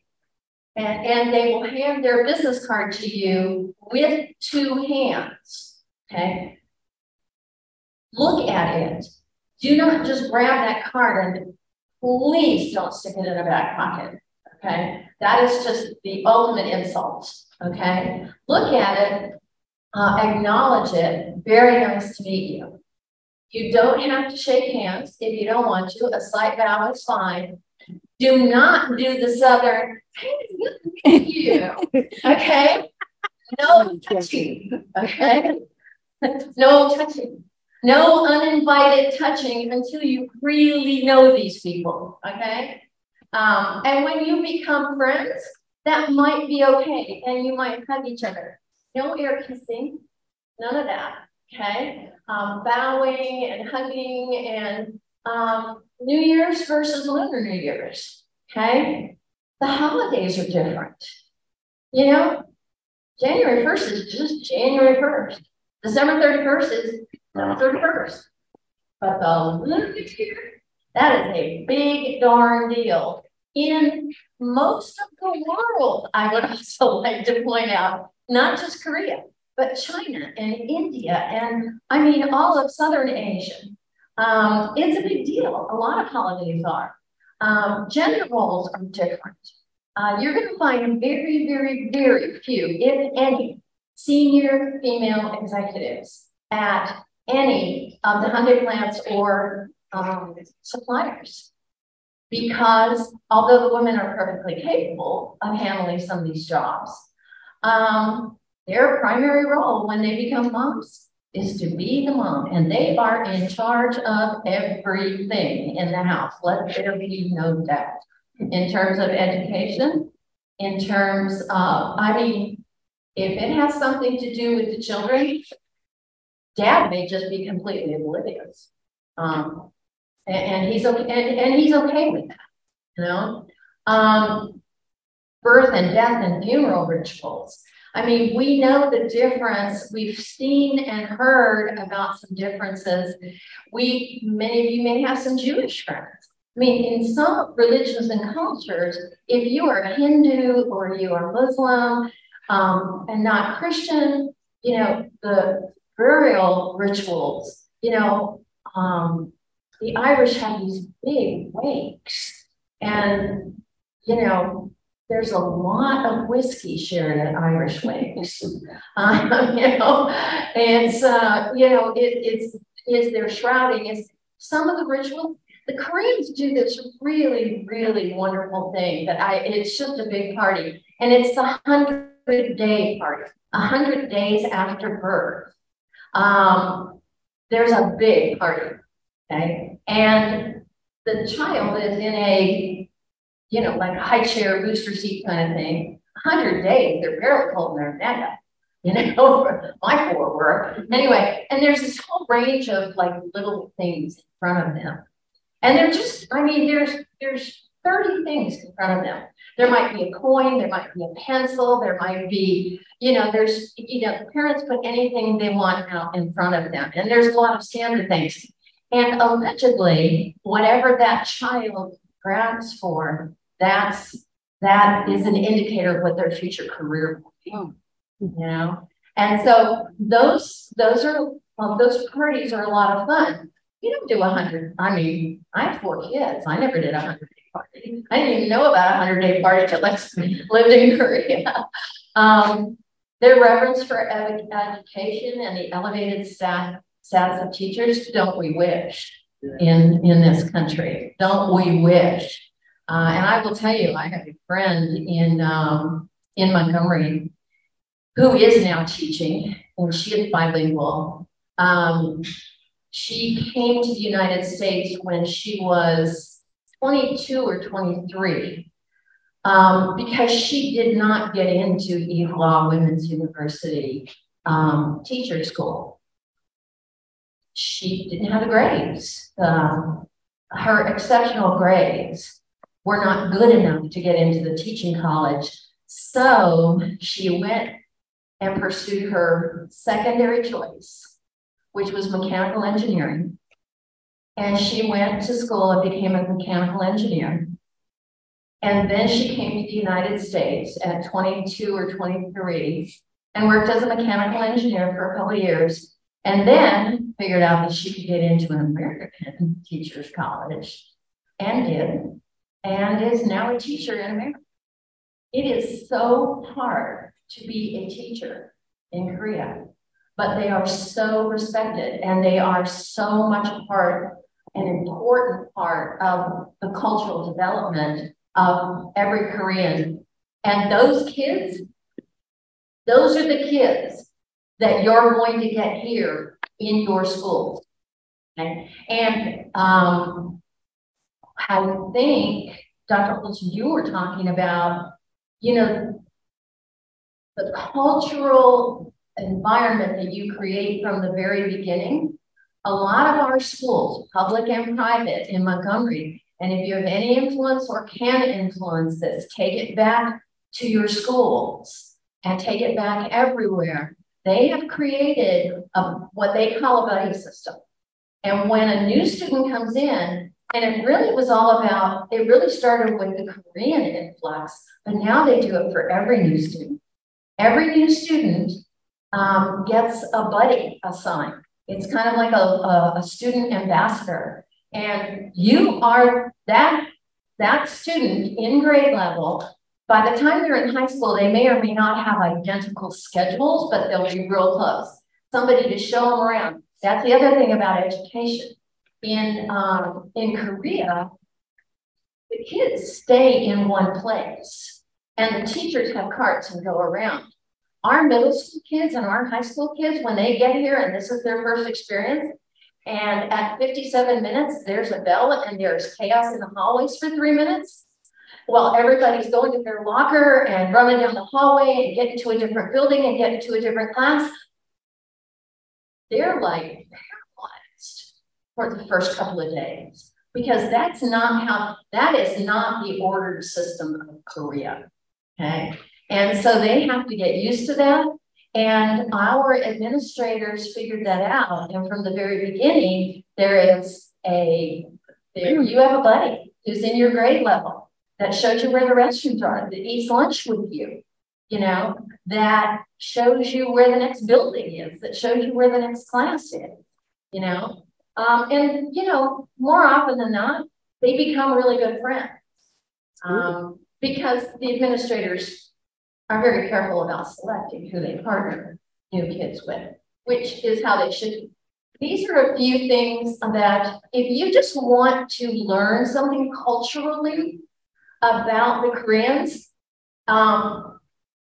Kim's Convenience is on Netflix if you have a Netflix streaming service, or you can get it. It's a 5-season show and it's Koreans who've settled in Canada, but it's well done. And it just reveals so many cultural nuances that Koreans relocating to the United States are going to experience. And it's a generational thing, the first generation and the second generation, and how their attitudes change.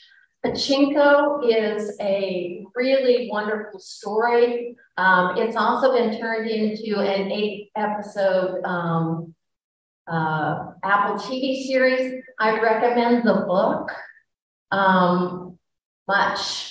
And it is set during the time of the Japanese invasion from 2010 to 2035, and then it goes on for a couple, it's an epic story. And Parasite, you know, culturally, and BTS, I mean, K-pop music, you guys have all become aware, even if you don't listen to K-pop music, you know the term, I would presume, you know. You know, why isn't BTS touring right now? Because 2 of their guys had to go do their compulsory military service. Everybody serves in Korea. They live with a very active border between North Korea and South Korea.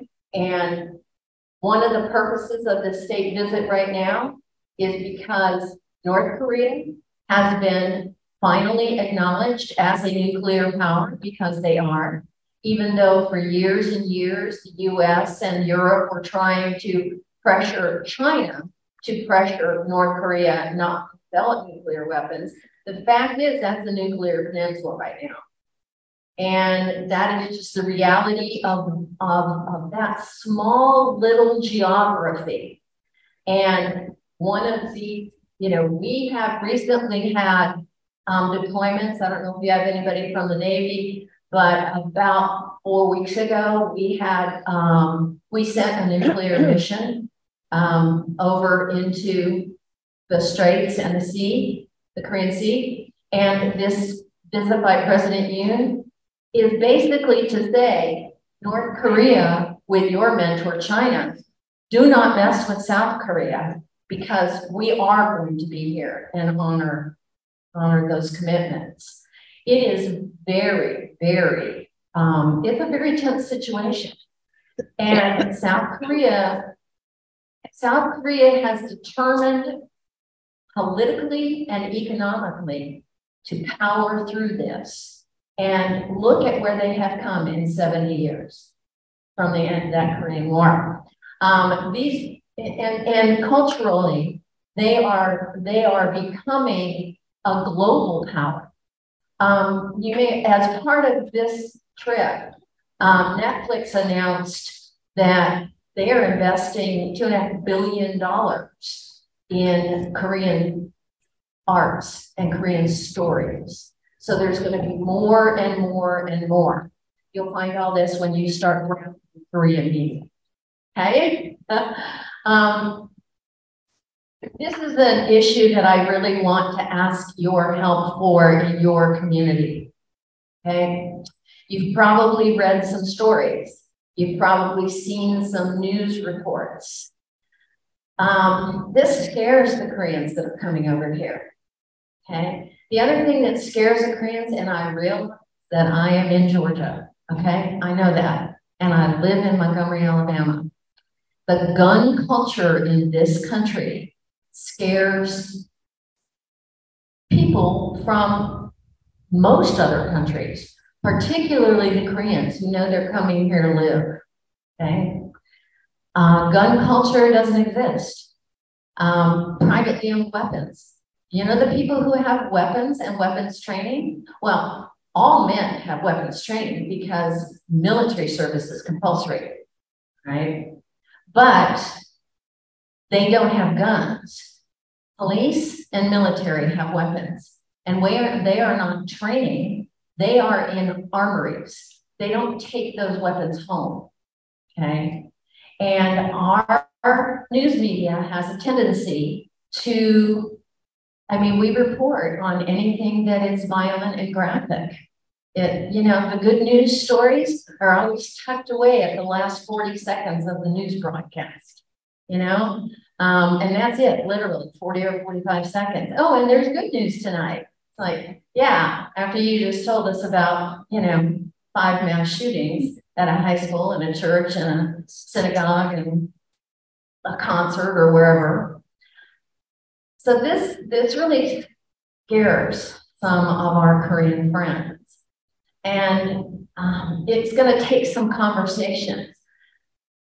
The increase in violence against anyone who looks Asian, and there are so many people who just can't tell. And I don't know if I just don't remember not being able to tell, which is possible, or if it's the fact that I lived in Korea. As a rule, I don't mix up Koreans and Japanese or Chinese. I can tell, and but not everybody can. And I don't get it right 100% of the time, but I think I just have more experience in that arena. And when COVID broke out and it was blamed on a lab in Wuhan, and some of our very, very high-ranking elected officials were calling it the China virus instead of the COVID virus.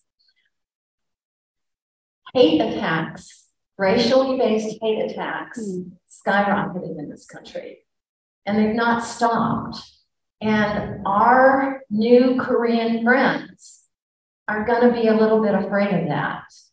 And it's up to us to give them some comfort and to give them some support and to show that that is a tiny, tiny, tiny, tiny minority that is, that is magnified many times over because of the way we treat it in our press reports and online and on Instagram and Facebook and mainstream media and things like that. So all I'm saying is be aware that this is a sensitivity, reach out.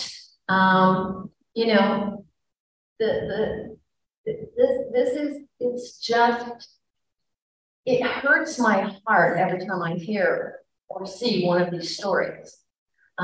Because particularly in where we live in Montgomery, the Koreans have brought so much to our community, and they are going to bring so much to your communities. There are going to be businesses, there are going to be restaurants, there are going to be newspapers, and They are very involved in their churches. Their faith community is tremendous. And you know, discrimination based on the shade of your skin is, you know, we have had this problem since the very beginning of our country. And we did not originate it, but we have to be part of ending it, each and every one of us individually. Do not stay quiet into this good night when one of your neighbors sticks one of these ugly bumper stickers on their car, okay? You be super polite and you go up to them and say, how many languages do you speak?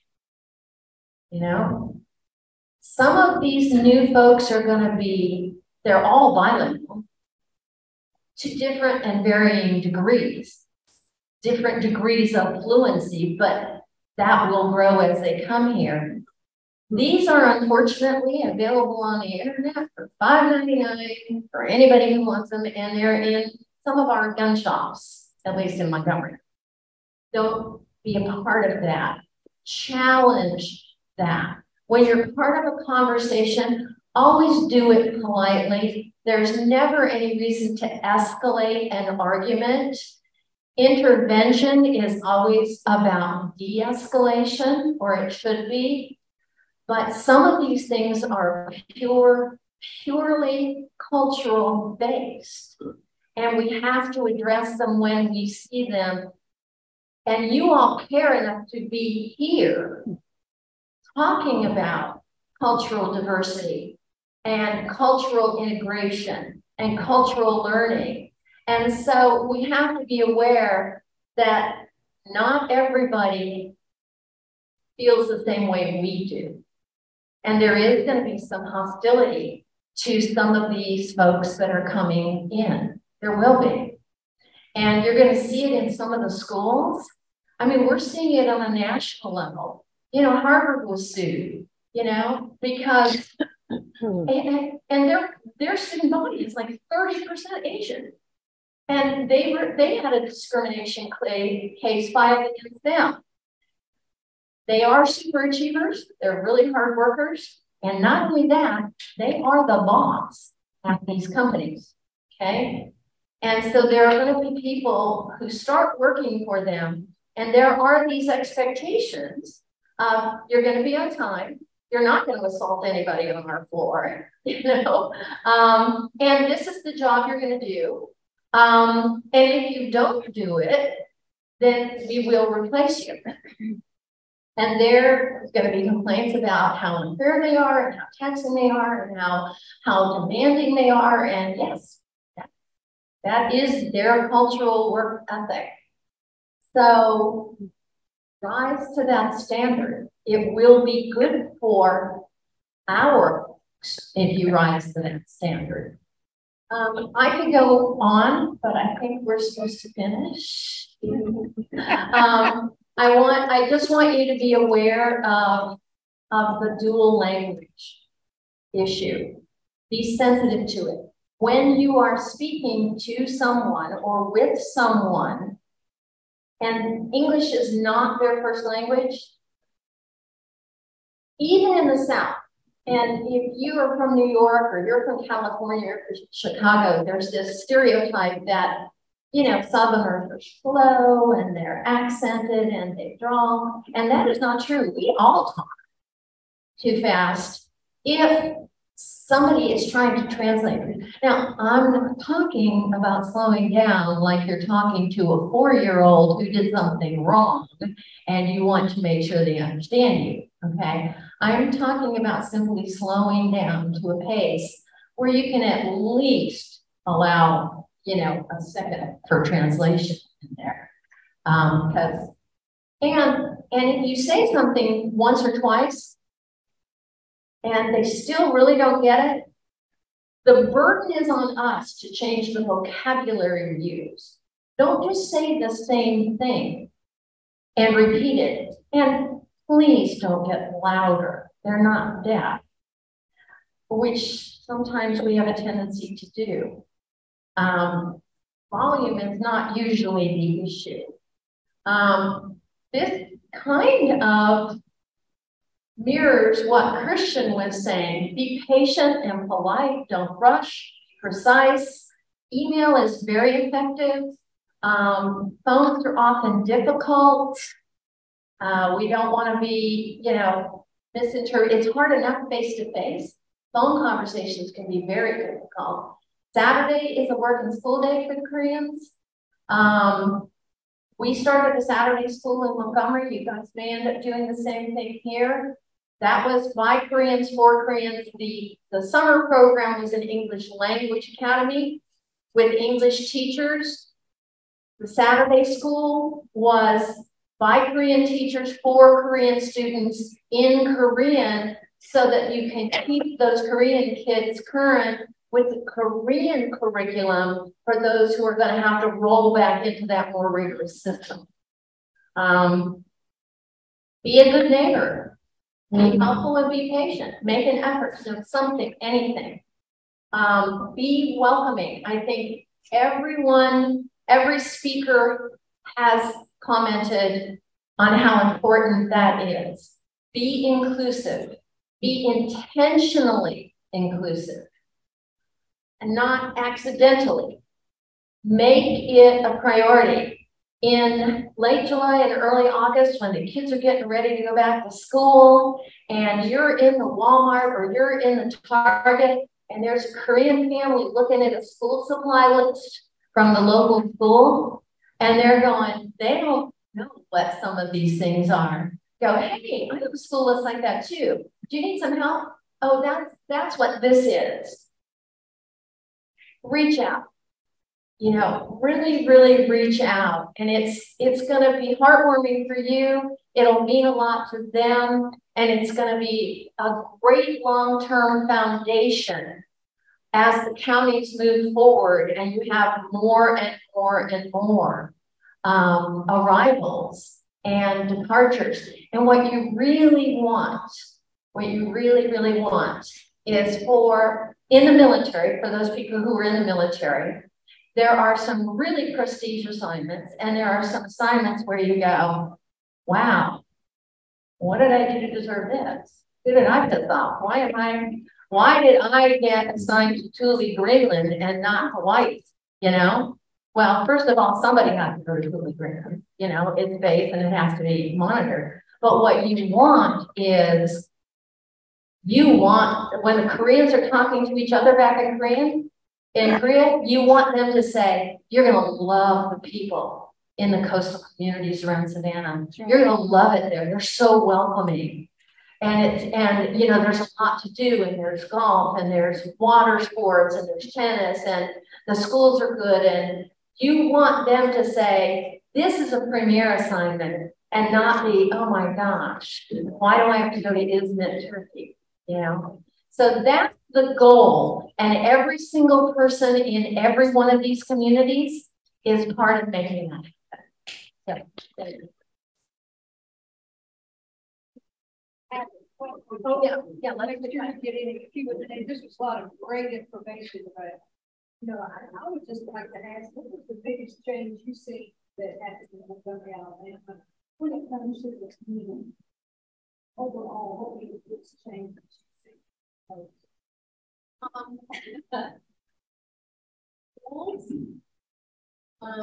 I believe that the influx of these really hardworking students who have moms at home who are supervising and making sure the homework gets done. There's a rising tide in our schools. The American kids started working. You know, they were like, wait a minute, the top 10 kids in a graduating year are all Asian? Yes. You know? Yes. Come on, that's not right. Or the band, music is a really, really big part of their lives.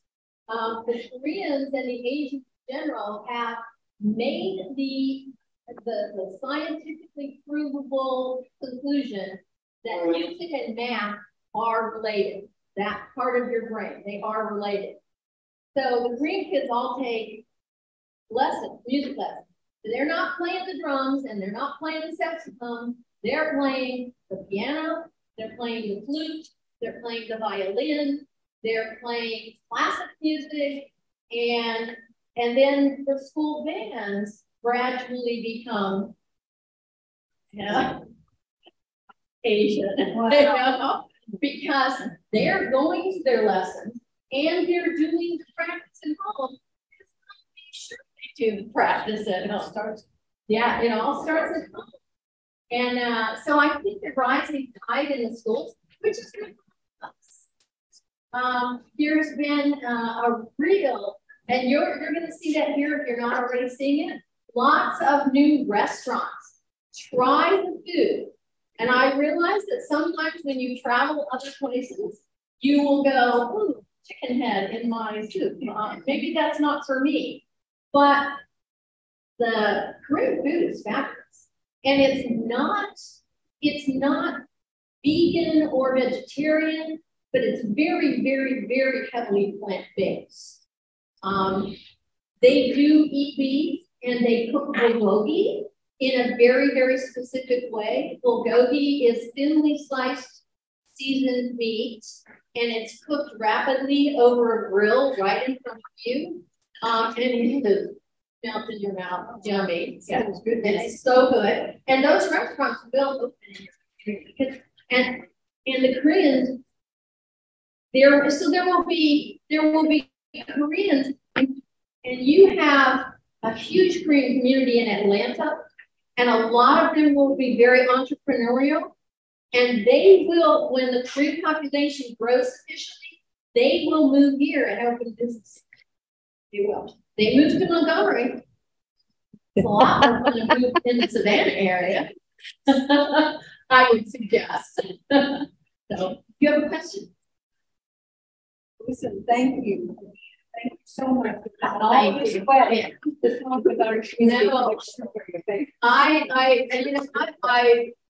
we had, I mean, this core group, if everybody talks to 10 people and those people talk to 10 people, you create a wave of acceptance and integration and tolerance, and it'll be good. It's really good for everybody. So, yay.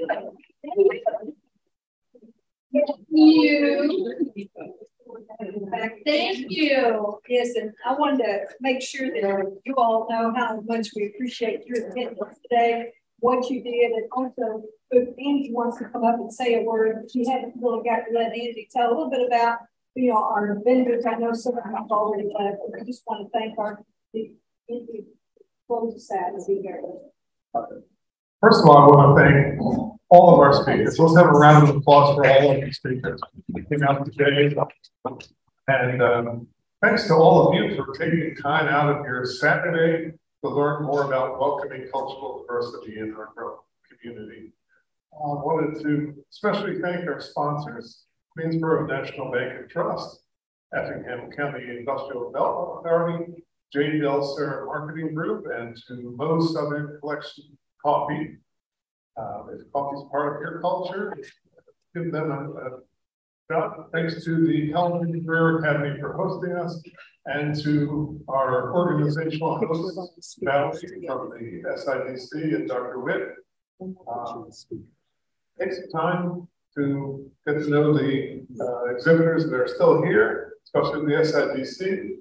And also wanted to remind you about the State of the County breakfast, which is scheduled this coming Tuesday at Guyton Community Center. Starts at 7:30. Breakfast will start being served at 7, and it'll be a panel discussion about the future of Effingham County with our county and cities and local institutions. And there's information about that on our chamber's website, effinghamcounty.com. Also want to let you know, you're free to take the flowers that are in the centerpiece. Please don't take the vases. The vases have to be given back. But, thank you very much. And we want to make sure we get a picture of all the speakers too before you leave. Thank you all. God bless you all. Have a great rest of your weekend. We appreciate you. Thank you so much. Dr. Witt.